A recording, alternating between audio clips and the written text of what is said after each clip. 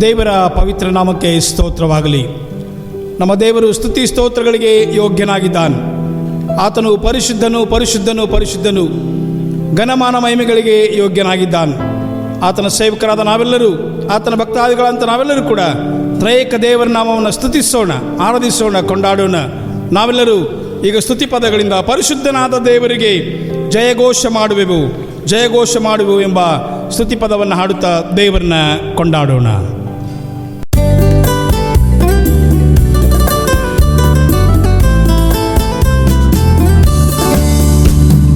ಪರಿಶುದ್ಧನಾದ ದೇವರಿಗೆ ಜಯಘೋಷ ಮಾಡುವೆವು, ಪರಿಶುದ್ಧನಾದ ದೇವರಿಗೆ ಜಯಘೋಷ ಮಾಡುವೆವು, ಜಯಘೋಷ ಮಾಡುವೆವು. ಹಲ್ಲೆಲೂಯಾ. ಪರಿಶುದ್ಧನಾದ ದೇವರಿಗೆ ಜಯಘೋಷ ಮಾಡುವೆವು.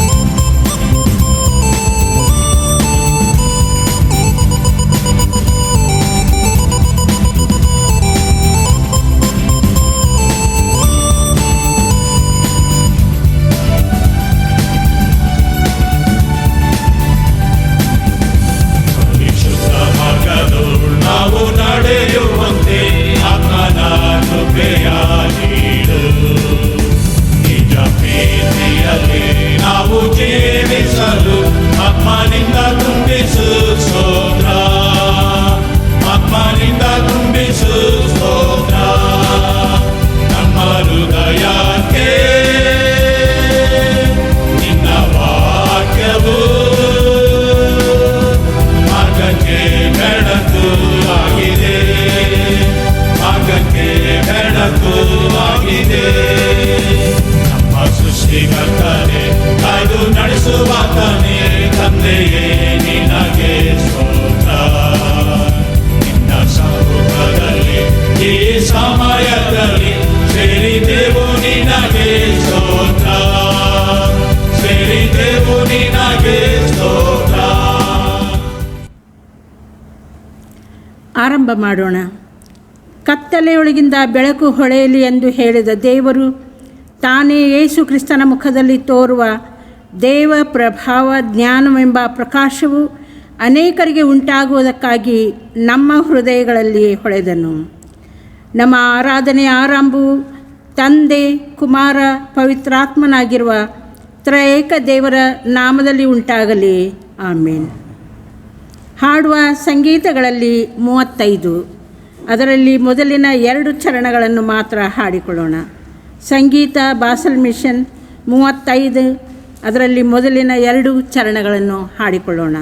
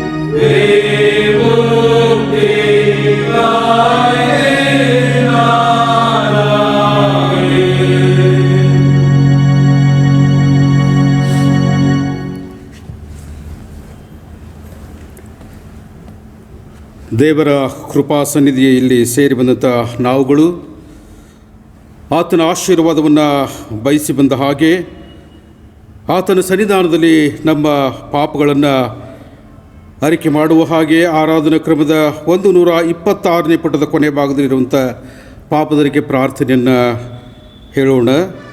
126ನೇ ಪುಟದಲ್ಲಿರುವಂಥ ಪಾಪದರಿಕೆ ಪ್ರಾರ್ಥನೆ ಸಭೆಯವರು ನನ್ನನ್ನು ಅನುಕರಣೆ ಮಾಡಬೇಕೆಂಬುದಾಗಿ ಕೇಳಿಕೊಳ್ಳುತ್ತೇನೆ. ಪ್ರೀತಿ ಸ್ವರೂಪನಾದ ದೇವರೇ, ನನ್ನನ್ನು ಕರುಣಿಸು. ಕರುಣಾನಿಧಿಯೇ, ನನ್ನ ದ್ರೋಹವನ್ನೆಲ್ಲ ಅಳಿಸಿಬಿಡು. ನನ್ನ ಪಾಪವನ್ನು ಸಂಪೂರ್ಣವಾಗಿ ತೊಳೆದುಬಿಡು. ನನ್ನ ದೋಷವನ್ನು ಪರಿಹರಿಸಿ ನನ್ನನ್ನು ಶುದ್ಧಿಗೊಳಿಸು. ನಾನು ದ್ರೋಹಿ ಎಂದು ನಾನೇ ಒಪ್ಪಿಕೊಂಡಿದ್ದೇನೆ. ನನ್ನ ಪಾಪವು ಯಾವಾಗಲೂ ನನ್ನ ಮುಂದೆ ಇದೆ. ಕೇವಲ ನಿನಗೆ ತಪ್ಪು ಮಾಡಿದ್ದೇನೆ. ನಿನ್ನ ದೃಷ್ಟಿಗೆ ಕೆಟ್ಟದ್ದಾಗಿರುವುದನ್ನೇ ಮಾಡಿದ್ದೇನೆ. ದೇವರೇ, ನನ್ನಲ್ಲಿ ಶುದ್ಧ ಹೃದಯವನ್ನು ನಿರ್ಮಿಸು.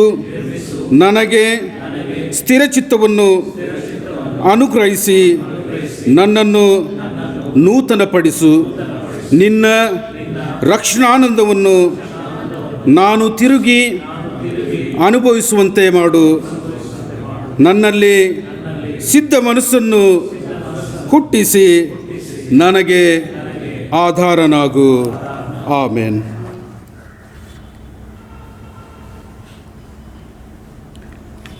ನಮ್ಮ ಪರಮ ತಂದೆಯೂ ಸರ್ವಶಕ್ತನೂ ಆಗಿರುವ ದೇವರು ತನ್ನ ಕಡೆಗೆ ಪೂರ್ಣ ಮಾನಸಾಂತರದಿಂದಲೂ ಯಥಾರ್ಥವಾದ ನಂಬಿಕೆಯಿಂದಲೂ ತಿರುಗಿಕೊಂಡು ತಮ್ಮ ಸಹೋದರರು ತಮಗೆ ಮಾಡಿದ ತಪ್ಪುಗಳನ್ನು ಕ್ಷಮಿಸಿದವರೆಲ್ಲರಿಗೆ ಪಾಪಕ್ಷಮೆಯನ್ನು ಕೊಡುತ್ತೇನೆಂದು ತನ್ನ ಅಪಾರ ಕರುಣೆಯಿಂದ ವಾಗ್ದಾನ ಮಾಡಿದ್ದಾನೆ. ಆತನು ನಮ್ಮ ಕರ್ತನಾದ ಯೇಸು ಕ್ರಿಸ್ತನ ಮೂಲಕ ನಿಮ್ಮ ಮೇಲೆ ಕರುಣೆ ಇಟ್ಟು ನಿಮ್ಮ ಪಾಪಗಳನ್ನೆಲ್ಲ ಕ್ಷಮಿಸಿ ಅವುಗಳಿಂದ ನಿಮ್ಮನ್ನು ಬಿಡಿಸಲಿ, ಎಲ್ಲ ಸದಾಚಾರದಲ್ಲಿ ನಿಮ್ಮನ್ನು ನೆಲೆಗೊಳಿಸಿ ಬಲಪಡಿಸಿ ನಿತ್ಯ ಜೀವದಲ್ಲಿ ಸೇರಿಸಲಿ. ಆಮೇನ್.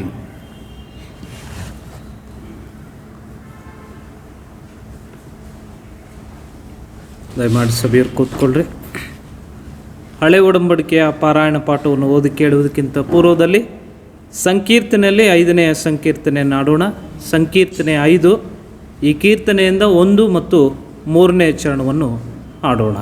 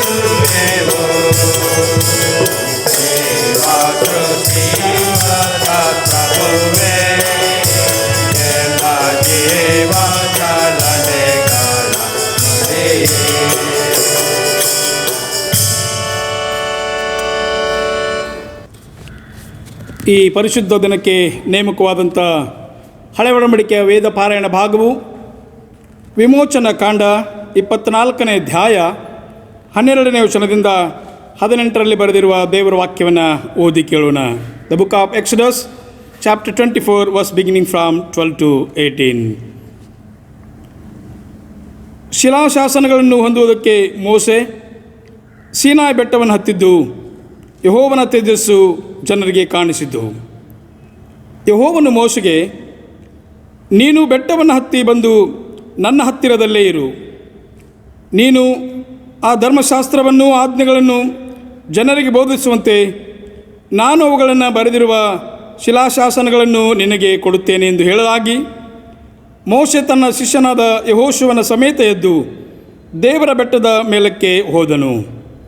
ಮೊದಲು ಅವನು ಹಿರಿಯರಿಗೆ, ನಾವು ತಿರುಗಿ ನಿಮ್ಮ ಬಳಿಗೆ ಬರುವ ತನಕ ನೀವು ಇಲ್ಲೇ ಕಾದುಕೊಂಡಿರ್ರಿ. ಆರೋನನೂ ಹೂರನೂ ನಿಮ್ಮ ಬಳಿಯಲ್ಲಿ ಇದ್ದಾರಷ್ಟೇ. ಯಾವನಿಗಾದರೂ ವ್ಯಾಜ್ಯವಿದ್ದ ಪಕ್ಷಕ್ಕೆ ಅವರ ಹತ್ತಿರಕ್ಕೆ ಹೋಗಲಿ ಎಂದು ಹೇಳಿದನು.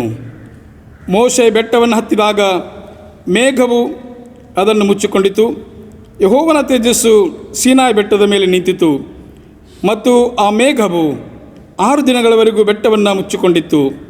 7ನೇ ದಿನದಲ್ಲಿ ಯೆಹೋವನು ಮೇಘದೊಳಗಿಂದ ಕೂಗಿ ಮೋಶೆಯನ್ನು ಕರೆದನು. ಯೆಹೋವನ ತೇಜಸ್ಸು ಬೆಟ್ಟದ ಶಿಖರದ ಮೇಲೆ ಪ್ರಜ್ವಲಿಸುವ ಬೆಂಕಿಯೋಪಾದಿಯಲ್ಲಿ ಇಸ್ರಾಯೇಲರಿಗೆ ಕಾಣಿಸಿತು. ಮೋಶೆ ಆ ಮೇಘದೊಳಗೆ ಪ್ರವೇಶಿಸಿ ಬೆಟ್ಟವನ್ನೇ ಏರಿದನು. ಅವನು ಆ ಬೆಟ್ಟದಲ್ಲಿ ಹಗಲಿರುಳು 40 ದಿವಸ ಇದ್ದನು ಎಂಬುದೇ. ಇಂದಿಗೆ ನೇಮಕವಾದ ಹಳೆ ಒಡಂಬಡಿಕೆ ವೇದ ಪಾರಾಯಣ ಭಾಗವು ಮುಕ್ತಾಯವಾಯಿತು. ನಾವು ಹಾಡುವ ಸಂಕೀರ್ತನೆಗಳಲ್ಲಿ 6ನೇ ಸಂಕೀರ್ತನೆ 1ನೇ ಮತ್ತು 2ನೇ ಚರಣವನ್ನು ಮಾತ್ರ ಹಾಡಿಕೊಳ್ಳೋಣ.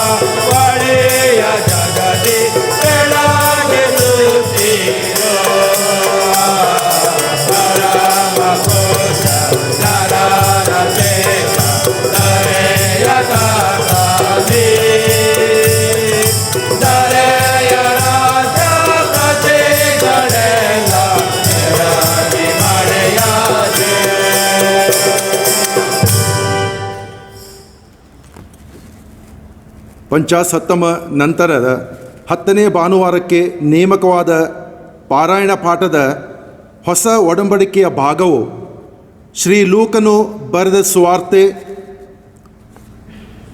9ನೇ ಅಧ್ಯಾಯ ವಚನಗಳು 28ರಿಂದ 36. ಶ್ರೀ ಲೂಕನು ಬರೆದ ಸುವಾರ್ತೆ 9ನೇ ಅಧ್ಯಾಯ ವಚನಗಳು 28ರಿಂದ 36. ಪ್ರಿಯ ದೇವಜನರೇ, ಸುವಾರ್ತೆಯ ಭಾಗವನ್ನು ಓದುವಾಗ ವಿನಂತಿಸಿಕೊಳ್ತೇನೆ, ತಾವೆಲ್ಲರೂ ಎದ್ದು ನಿಂತುಕೊಳ್ಬೇಕಾಗಿ.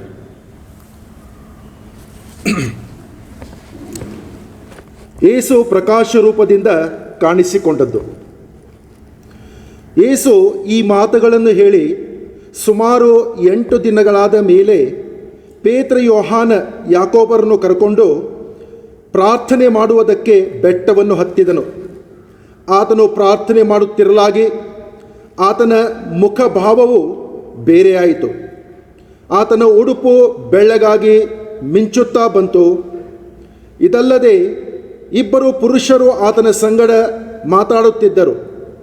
ಇವರು ಯಾರೆಂದರೆ ಮೋಶೆಯು, ಎಲಿಯನು. ಇವರು ವೈಭವದೊಡನೆ ಕಾಣಿಸಿಕೊಂಡು ಯೆರೂಸಲೇಮಿನಲ್ಲಿ ಆತನು ನೆರವೇರಿಸಬೇಕಾಗಿದ್ದ ಮರಣದ ವಿಷಯವಾಗಿ ಮಾತಾಡುತ್ತಿದ್ದರು. ಇಷ್ಟರಲ್ಲಿ ಪೇತ್ರನಿಗೂ ಅವನ ಸಂಗಡ ಇದ್ದವರಿಗೂ ನಿದ್ರೆಯಿಂದ ಮೈಭಾರವಾಯಿತು. ಆದರೆ ಎಚ್ಚರವಾದ ಮೇಲೆ ಅವರು ಆತನ ಮಹಿಮೆಯನ್ನು, ಆತನ ಸಂಗಡ ನಿಂತಿದ್ದ ಆ 2 ಪುರುಷರನ್ನು ಕಂಡರು. ಇವರು ಆತನನ್ನು ಬಿಟ್ಟು ಹೋಗುತ್ತಿರುವಾಗ ಪೇತ್ರನು ಯೇಸುವಿಗೆ, ಗುರುವೇ, ನಾವು ಇಲ್ಲೇ ಇರುವುದು ಒಳ್ಳೆಯದು. 3 ಪರ್ಣಶಾಲೆಗಳನ್ನು ಕಟ್ಟುವೆವು, ನಿನಗೊಂದು, ಮೋಶೆಗೊಂದು, ಎಲಿಯನಿಗೊಂದು ಎಂದು ಹೇಳಿದನು. ತಾನಂದದ್ದು ತನಗೇ ಗೊತ್ತಾಗಲಿಲ್ಲ. ಅವನು ಇದನ್ನು ಕೇಳುತ್ತಿರುವಲ್ಲಿ ಮೋಡವು ಬಂದು ಅವರ ಮೇಲೆ ಕವಿಯಿತು. ಅವರು ಮೋಡದೊಳಗೆ ಸೇರಿದಾಗ ಹೆದರಿದರು. ಆಗ ಆ ಮೋಡದೊಳಗಿಂದ, ಈತನು ನನ್ನ ಮಗನು, ನಾನು ಆರಿಸಿಕೊಂಡೆವನು, ಈತನ ಮಾತನ್ನು ಕೇಳಿರಿ ಎಂಬ ಆಕಾಶವಾಣಿ ಆಯಿತು. ಆ ವಾಣಿಯಾದ ಮೇಲೆ ಯೇಸುವನ್ನು ಮಾತ್ರ ಕಂಡರು. ತಾವು ಕಂಡ ಈ ಸಂಗತಿಗಳಿಗೆ ಒಂದನ್ನಾದರೂ ಆ ದಿನದಲ್ಲಿ ಯಾರಿಗೂ ತಿಳಿಸದೆ ಸುಮ್ಮನಿದ್ದಿಲ್ಲ. ಇಂದಿಗೆ ನೇಮಕವಾದ 2 ಪಾರಾಯಣ ಪಾಠಗಳು ಮುಕ್ತಾಯವಾದವು.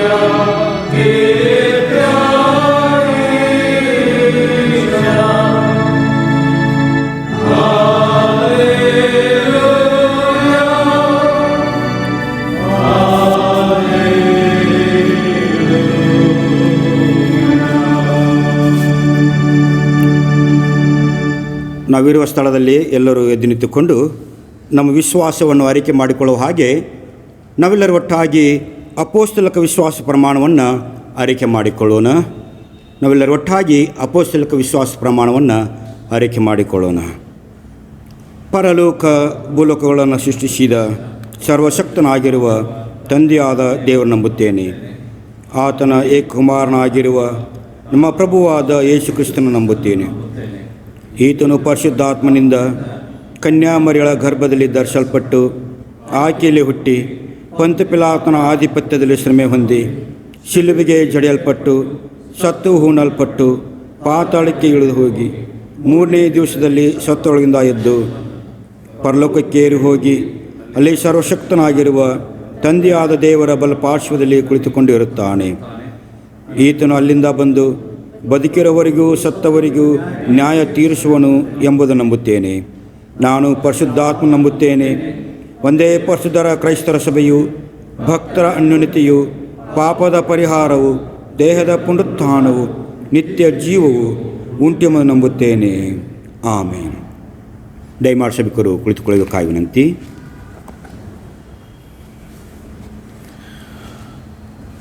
ಯೇಸು ಸ್ವಾಮಿ ಒಬ್ಬರಿಗೋಸ್ಕರ ಒಬ್ಬರು ಪ್ರಾರ್ಥನೆ ಮಾಡಿರಿ ಎಂಬುದಾಗಿ ಕರ್ತನು ನಮಗೆ ಆಜ್ಞಾಪಿಸಿರುವುದರಿಂದ ನಾವೊಬ್ಬರಿಗೋಸ್ಕರ ಒಬ್ಬರು ನಾವು ಪ್ರಾರ್ಥನೆ ಮಾಡಿಕೋಣ. ಮತ್ತು ಪ್ರಾರ್ಥನೆ ಆದ ನಂತರ ಪ್ರಭುವೇ ನಮ್ಮ ಭಿನ್ನವನ್ನು ಕೇಳು ಎಂಬುದಾಗಿ ಸಭೆ ಹೇಳಬೇಕೆಂಬುದಾಗಿ ಕೇಳಿಕೊಳ್ತೇವೆ. ನಾವು ಪ್ರಾರ್ಥನೆ ಮಾಡಿಕೋಣ.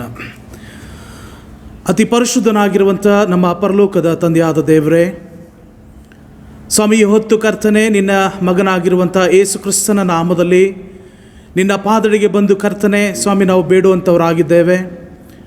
ವಿಶೇಷವಾಗಿ ಕರ್ತನೆ ಈ ಒಂದು ಎಲ್ಲ ರಾಜ್ಯದ ಕಡೆಗೆ ಕರ್ತನೆ ಸ್ವಾಮಿ ಎಲ್ಲ ಮಳೆಯಿಂದಾಗಿ ಪ್ರಳಯವು ಕರ್ತನೆ ಆಗ್ತಾ ಇರುವಾಗ, ಎಲ್ಲ ಕಡೆಗೆ ಸ್ವಾಮಿ ಪ್ರವಾಹವು ಕರ್ತನೆ ನಾವು ನೋಡ್ತಾ ಇರುವಾಗ ನಿನ್ನ ವಿಶೇಷವಾದಂಥ ಕರುಣೆಯನ್ನು ತೋರಿಸಿ ಸ್ವಾಮಿ ಕರ್ತನೆ ಈ ಒಂದು ಮಳೆಯಿಂದ ಕರ್ತನೆ ಬಿಡುಗಡೆಯನ್ನು, ಅನೇಕ ಹಾನಿಯಿಂದ ಬಿಡುಗಡೆಯನ್ನು ನೀನು ಕೊಟ್ಟು ಕರ್ತನೆ ಆಶೀರ್ವದಿಸಬೇಕೆಂಬುದಾಗಿ ನಾವು ನಿನ್ನಲ್ಲಿ ಬೇಡುವಂಥವರಾಗಿದ್ದೇವೆ. ಕರ್ತನೆ ಅದರಿಂದ ಕಷ್ಟಕ್ಕೆ ನೋವಿಗೆ ಕರ್ತನೆ ಒಳಗಾಗ್ತಾ ಇರುವಂಥ ಎಲ್ಲ ಜನರಿಗೋಸ್ಕರ ನಾವು ನಿನ್ನಲ್ಲಿ ಬೇಡುವಂಥವರಾಗಿದ್ದೇವೆ. ತಂದೆಯಾದ ದೇವರೇ ಕರ್ತನೆ ಸ್ವಾಮಿ, ಕೇರಳ ಒಂದು ರಾಜ್ಯಕ್ಕೋಸ್ಕರ ನಾವು ನಿನ್ನಲ್ಲಿ ಬೇಡುತ್ತೇವೆ ಸ್ವಾಮಿ. ಅನೇಕ ರಾಜ್ಯಗಳಲ್ಲಿ ಕರ್ತನೆ ಸ್ವಾಮಿ ಈ ಪ್ರವಾಹದಿಂದ ಅನೇಕ ಜನರು ಕರ್ತನೆ ಕಷ್ಟಪಡುತ್ತಾ ಇರುವಾಗ ನಿನ್ನ ವಿಶೇಷವಾದಂಥ ಕೃಪೆಯನ್ನು ಎಲ್ಲರ ಮೇಲೆ ತೋರಿ ನೀನು ಆಶೀರ್ವದಿಸಬೇಕೆಂಬುದಾಗಿ ನಾವು ನಿನ್ನಲ್ಲಿ ಬೇಡುತ್ತೇವೆ. ತಂದೆಯಾದ ದೇವರೇ ಕರ್ತನೆ ಅವರಿಗೆ ಬೇಕಾಗುವಂಥ ಸಹಾಯವನ್ನು ನೀನು ದಯಪಾಲಿಸಬೇಕೆಂಬುದಾಗಿ ನಾವು ನಿನ್ನಲ್ಲಿ ಬೇಡ್ತೇವೆ. ಯಾಕಂದರೆ ಕರ್ತನೆ ಬಿಡುಗಡೆ ಕೊಡುವಾತನು, ಸಹಾಯ ಮಾಡುವಾತನು, ಸೃಷ್ಟಿಯು ಕರ್ತನೆ ನಿನ್ನ ನಿಯಂತ್ರಣದಲ್ಲಿ ಇಟ್ಟುಕೊಳ್ಳುವಂಥ ದೇವರು ನೀನಾಗಿದ್ದಿ ಕರ್ತನೆ. ತಂದೆಯಾದ ದೇವರೇ ನಿನ್ನ ಕರುಣೆಯನ್ನು ಸ್ವಾಮಿ ಎಲ್ಲ ಮನುಷ್ಯರ ಮೇಲೆ ಕರ್ತನೆ ತೋರಿ ನೀನು ಆಶೀರ್ವದಿಸಿ ಕರ್ತನೆ ಅದರಿಂದ ಬೇಗನೆ ಪರಿಹಾರವನ್ನು ನೀನು ದಯಪಾಲಿಸಬೇಕೆಂಬುದಾಗಿ ನಾವು ನಿನ್ನಲ್ಲಿ ಬೇಡುತ್ತೇವೆ ಕರ್ತನೆ. ದೇವರೇ ಅದಕ್ಕಾಗಿ ಕರ್ತನೆ ಸರ್ಕಾರವು ಅನೇಕ ಸ್ವಾಮಿ ಸ್ವಯಂ ಸೇವಕರು ಕರ್ತನೆ ಸಹಾಯ ಮಾಡ್ತಾ ಇರುವಾಗ ದೇವರೇ ಅವರಿಗೆ ಬೇಕಾಗುವಂಥ ಎಲ್ಲ ನಿನ್ನ ಜ್ಞಾನ, ನಿನ್ನ ಸಹಾಯವನ್ನು, ನಿನ್ನ ಆರೋಗ್ಯವನ್ನು ಸ್ವಾಮಿ ಆ ಜನರಿಗೆ ಕೊಟ್ಟು ಅವರನ್ನು ಬಲಪಡಿಸಿ ನೀನು ನಡೆಸಬೇಕೆಂಬುದಾಗಿ ನಾವು ನಿನ್ನಲ್ಲಿ ಬೇಡುವಂಥವರಾಗಿದ್ದೇವೆ. ಎಲ್ಲ ಸ್ತೋತ್ರ ಘನಮಾನ ಮಹಿಮೆಯನ್ನು ನಿನಗೆ ಸಲ್ಲಿಸುತ್ತಾ ಯೇಸು ಕ್ರಿಸ್ತನ ನಾಮದಲ್ಲಿ ಈ ಒಂದು ಭಿನ್ನವನ್ನು ನಿನ್ನಲ್ಲಿ ಬೇಡುತ್ತೇವೆ. ಪ್ರಭುವೇ ನಮ್ಮ ಭಿನ್ನವನ್ನು ಕೇಳು. ಆಮೇನ್.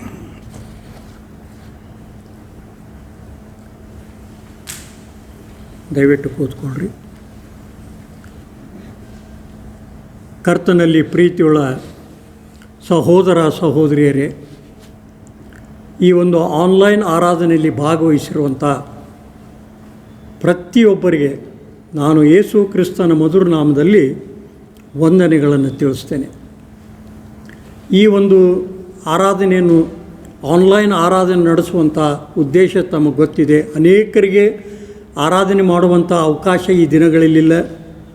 ಹಳ್ಳಿ ಸಭೆಗಳಲ್ಲಿ ಆರಾಧನೆಯನ್ನು ನಡೆಸುವಂಥ ಅನುಕೂಲತೆ ಇಲ್ಲ. ಎಲ್ಲರಿಗೂ ಆರಾಧನೆ ಸಿಗಬೇಕು, ಎಲ್ಲರಿಗೂ ದೇವರ ವಾಕ್ಯ ಸಿಗಬೇಕು ಎನ್ನುವಂಥ ಉದ್ದೇಶದಿಂದ ಸನ್ಮಾನ್ಯ ಬಿಷೋಪ್ರಾದ right reverend R J Niranjan ಅವರು ಹಾಗೂ ಬಿಷೋಪ್ ಅಮ್ಮನವರು ಬಹಳ ಪ್ರೋತ್ಸಾಹವನ್ನು ಎಲ್ಲರಲ್ಲಿ ಹುಟ್ಟಿಸಿ ಈ ಆರಾಧನೆಯನ್ನು ಅವರು ಏರ್ಪಡಿಸಿದ್ದಾರೆ ಮತ್ತು ಸ್ವತಃ ತಾವೇ ತಮ್ಮ ಸಮಯವನ್ನು ಈ ಆರಾಧನೆಗೆ ಕೊಡ್ತಾ ಇದ್ದಾರೆ. ಆದ್ದರಿಂದ ಇದರ ಪ್ರಯೋಜನವನ್ನು ಪ್ರತಿಯೊಬ್ಬರು ಪಡೆದುಕೊಳ್ಳಬೇಕೆಂಬುದಾಗಿ ನಾನು ಕೇಳಿಕೊಳ್ತೇನೆ. ಈ ಸಮಯದಲ್ಲಿ ಎಲ್ಲ ಸಭಾಪಾಲಕರುಗಳ ಪರವಾಗಿ ಹಾಗೂ ಸಭೆಯ ಎಲ್ಲ ಸದಸ್ಯರುಗಳ ಪರವಾಗಿ ನಾನು ಸನ್ಮಾನ್ಯ ಬಿಷೋಪರಿಗೂ ಮತ್ತು ಬಿಷೋಪ್ ಅಮ್ಮನವರಿಗೆ ತುಂಬ ಹೃದಯದ ಕೃತಜ್ಞತೆಯನ್ನು ಸಲ್ಲಿಸ್ತೇನೆ. ಮುಖ್ಯವಾಗಿ ಇಂದಿನ ಆರಾಧನೆಯಲ್ಲಿ ಸನ್ಮಾನ್ಯ ಬಿಷೋಪರಾದ right reverend R J Niranjan ಅವರು ಕರ್ತನ ಸಂದೇಶವನ್ನು ನೀಡಲಿಕ್ಕಿದ್ದಾರೆ. ಈವರೆಗೆ ಅವರು ಅನೇಕ ಸಂದೇಶಗಳನ್ನು ಕೊಟ್ಟಿದ್ದಾರೆ. ಅದರ ಮೂಲಕ ನಾವೆಲ್ಲರೂ ವಿಶೇಷವಾದಂಥ ಆಶೀರ್ವಾದವನ್ನು ಹೊಂದಿಕೊಂಡಿದ್ದೇವೆ, ಆತ್ಮೀಯ ಬಲವನ್ನು ಪಡೆದುಕೊಂಡಿದ್ದೇವೆ. ಇಂದಿನ ಆರಾಧನೆಯಲ್ಲಿ ಕೂಡ ಅವರು ಕರ್ತನ ಸಂದೇಶ ಕೊಡುವಾಗ ಇದರ ಆತ್ಮೀಯ ಬಲವನ್ನು, ಪ್ರಯೋಜನವನ್ನು ನಾವು ಹೊಂದಿಕೊಳ್ಳೋಣ. ಮತ್ತು ಅವರು ಕರ್ತನ ಸಂದೇಶವನ್ನು ಕೊಡುವುದಕ್ಕೆ ಇವತ್ತಿನ ಈ ಒಂದು ಆರಾಧನೆಯಲ್ಲಿ ಅವರು ಸಿದ್ಧರಾಗಿ ಬಂದಿದ್ದಾರೆ. ಆದ್ದರಿಂದ ನಾನು ನಿಮ್ಮೆಲ್ಲರ ಪರವಾಗಿ ಆನ್ಲೈನ್ ಮೂಲಕ ಆರಾಧನೆಯಲ್ಲಿ ಭಾಗವಹಿಸುವಂಥ ಪ್ರತಿಯೊಬ್ಬರ ಪರವಾಗಿ ತುಂಬ ಹೃದಯದ ಕೃತಜ್ಞತೆಯನ್ನು ಸಲ್ಲಿಸ್ತೇನೆ. ಮತ್ತು ಈ ಒಂದು ಆನ್ಲೈನ್ ಆರಾಧನೆ ಅದು ಏರ್ಪಡಬೇಕಾಗಿದ್ದರೆ ಅದಕ್ಕೆ ನಮ್ಮ ಕರ್ನಾಟಕ ನಾರ್ದರ್ನ್ ಡಯಾಸಿಸಿನ ಸೆಕ್ರೆಟರಿಯವರಾದ ಶ್ರೀಯುತ ವಿಜಯಕುಮಾರ್ ವಿ ದಂಡಿನ್ ಅವರು ಬಹಳಷ್ಟು ಶ್ರಮೆ ಪಟ್ಟಿದ್ದಾರೆ, ಬಹಳಷ್ಟು ಅವರು ಸಂಘಟನೆ ಮಾಡಿದ್ದಾರೆ. ಅವ್ರಿಗೂ ಕೂಡ ಎಲ್ಲ ಸಭಾಪಾಲಕಗಳ ಪರವಾಗಿ ಮತ್ತು ಮುಖ್ಯವಾಗಿ ನಮ್ಮ ಸನ್ಮಾನ್ಯ ಬಿಷಪರ ಪರವಾಗಿ ಆನ್ಲೈನ್ ಮೂಲಕ ನೋಡುತ್ತಿರುವಂಥ ಪ್ರತಿಯೊಬ್ಬರ ಪರವಾಗಿ ಅವರಿಗೆ ಕೃತಜ್ಞತೆಯನ್ನು ಸಲ್ಲಿಸ್ತೇನೆ. ಮತ್ತು ಈ ಒಂದು ಆನ್ಲೈನ್ ಆರಾಧನೆಯನ್ನು ರೆಕಾರ್ಡ್ ಮಾಡುವಂಥದ್ದು, ವಿಡಿಯೋ ಮಾಡುವಂಥದ್ದು ಅದು ಕೂಡ ಬಹಳ ಕಠಿಣವಾದ ಕೆಲಸ. ಅದನ್ನು ಆಸಕ್ತಿಯಿಂದ ಮತ್ತು ಬಹಳಷ್ಟು ತಾಳ್ಮೆಯಿಂದ ಮಾಡ್ತಾ ಇರುವಂಥ ಶ್ರೀಯುತ ಡೆಸ್ಮಂಡ್ ವಿ ದಂಡಿನವರಿಗೂ ಮತ್ತು ಶ್ರೀಯುತ ಅನೂಪ್ ಎಂ ಮಲ್ಲಾರ್ ಅವರಿಗೂ ನಾನು ಬಿಷಪರ ಪರವಾಗಿ, ಎಲ್ಲ ಸಭಾಪಾಲಕರ ಪರವಾಗಿ, ಸಭೆಯವರ ಪರವಾಗಿ ಕೃತಜ್ಞತೆ ಸಲ್ಲಿಸ್ತೇನೆ. ವಾದ್ಯ ಬಾರಿಸಿದವರಿಗೆ ಮುಖ್ಯವಾಗಿ ಸಂಗೀತ ಸಂಕೀರ್ತನೆ ಹಾಡುವಾಗ, ವಿಶೇಷ ಹಾಡುಗಳನ್ನು ಹಾಡುವಾಗ ಎಲ್ಲ ಸಮಯದಲ್ಲಿ ವಾದ್ಯ ಬಾರಿಸುವಂಥ ಎಲ್ಲ ಸಹೋದರ ಸಹೋದರಿಯವರಿಗೆ ಕೃತಜ್ಞತೆ ಸಲ್ಲಿಸ್ತೇನೆ. ಮತ್ತು ಈ ಆರಾಧನೆಯನ್ನು ಎಲ್ಲ ಸಭಾಪಾಲಕರು, ವಿವಿಧ ಸಭೆಯ ಸಭಾಪಾಲಕರು ನಡೆಸಿಕೊಡ್ತಾ ಇದ್ದಾರೆ. ಅಷ್ಟೇ ಅಲ್ಲ, ಬಹಳ ಕಷ್ಟಪಟ್ಟು ವಿಶೇಷ ಹಾಡುಗಳನ್ನು ಪ್ರಾಕ್ಟೀಸ್ ಮಾಡಿ ಅವರು ಪ್ರತಿಯೊಬ್ಬರಿಗೆ ಅದರಿಂದ ಆತ್ಮೀಯ ಒಂದು ಲಾಭ ಸಿಗುವ ಹಾಗೆ ವಾದ್ಯ ಬಾರಿಸುತ್ತಾ ಹಾಡ್ತಾ ಇದ್ದಾರೆ. ಅದಕ್ಕೋಸ್ಕರವಾಗಿ ಬಿಷಪರ ಪರವಾಗಿ ಎಲ್ಲ ಸಭಾಪಾಲಕರಿಗೆ ನಾನು ಕೃತಜ್ಞತೆ ಸಲ್ಲಿಸ್ತೇನೆ. ಈ ಆರಾಧನೆಯನ್ನು ಭಾಳ ದೇವರಿಗೆ ಮಹಿಮೆ ಬರುವಂಥ ರೀತಿಯಲ್ಲಿ ನಡೆಸಿಕೊಡ್ತಾ ಇದ್ದಾರೆ. ಅದಕ್ಕೋಸ್ಕರವಾಗಿ ಎಲ್ಲ ಸಭಾಪಾಲಕರುಗಳಿಗೆ ಕೃತಜ್ಞತೆ ಸಲ್ಲಿಸ್ತೇನೆ. ದೇವರು ಈ ಆರಾಧನೆಯ ಮೂಲಕ ನಿಮ್ಮೆಲ್ಲರನ್ನು ಹೇರಳವಾಗಿ ಆಶೀರ್ವದಿಸಲಿ. ಈಗ ಸಭಾಪಾಲಕರುಗಳಿಂದ ಒಂದು ವಿಶೇಷವಾದಂಥ ಸ್ತುತಿ ಗೀತೆಯನ್ನು ನಾವು ಆಲಿಸೋಣ. ಇದಾದ ಮೇಲೆ ಸನ್ಮಾನ್ಯ ಬಿಷಪರು ಕರ್ತನ ಸಂದೇಶವನ್ನು ಕೊಡಬೇಕೆಂಬುದಾಗಿ ವಿನಂತಿ ಮಾಡಿಕೊಳ್ತೇನೆ.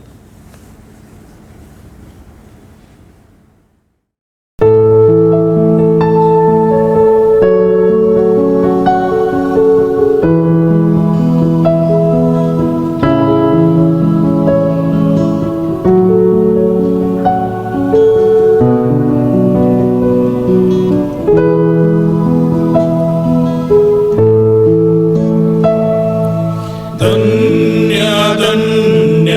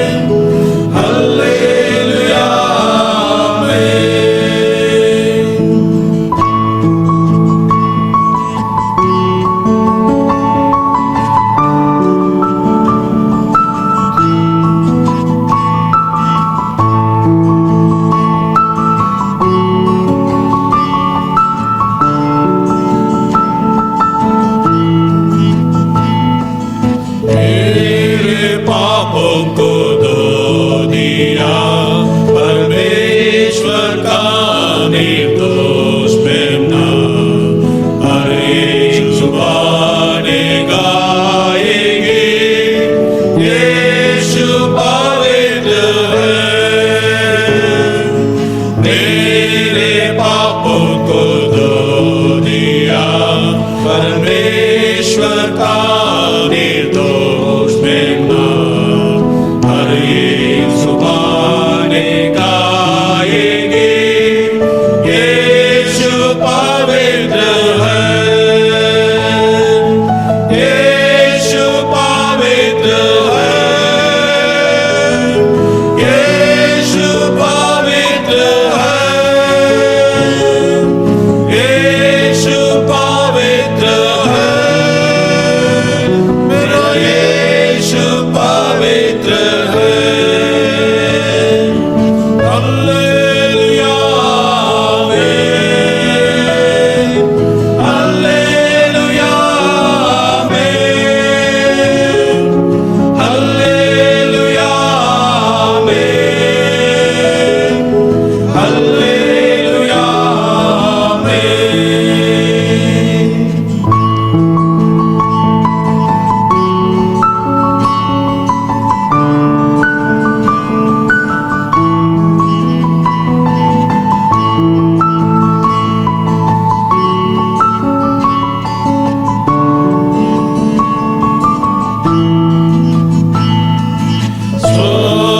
स्वर्गदूत और सारी सृष्टि पुकारते एक ही नाम को हर एक जुबानी गाएगी यीशु पवित्र है। स्वर्गदूत और सारी सृष्टि पुकारते एक ही नाम को हर एक जुबानी गाएगी यीशु पवित्र है। यीशु पवित्र है। यीशु पवित्र है। यीशु पवित्र है। मेरा यीशु पवित्र है। हालेलुया आमीन। हालेलुया आमीन। हालेलुया आमीन। हालेलुया आमीन।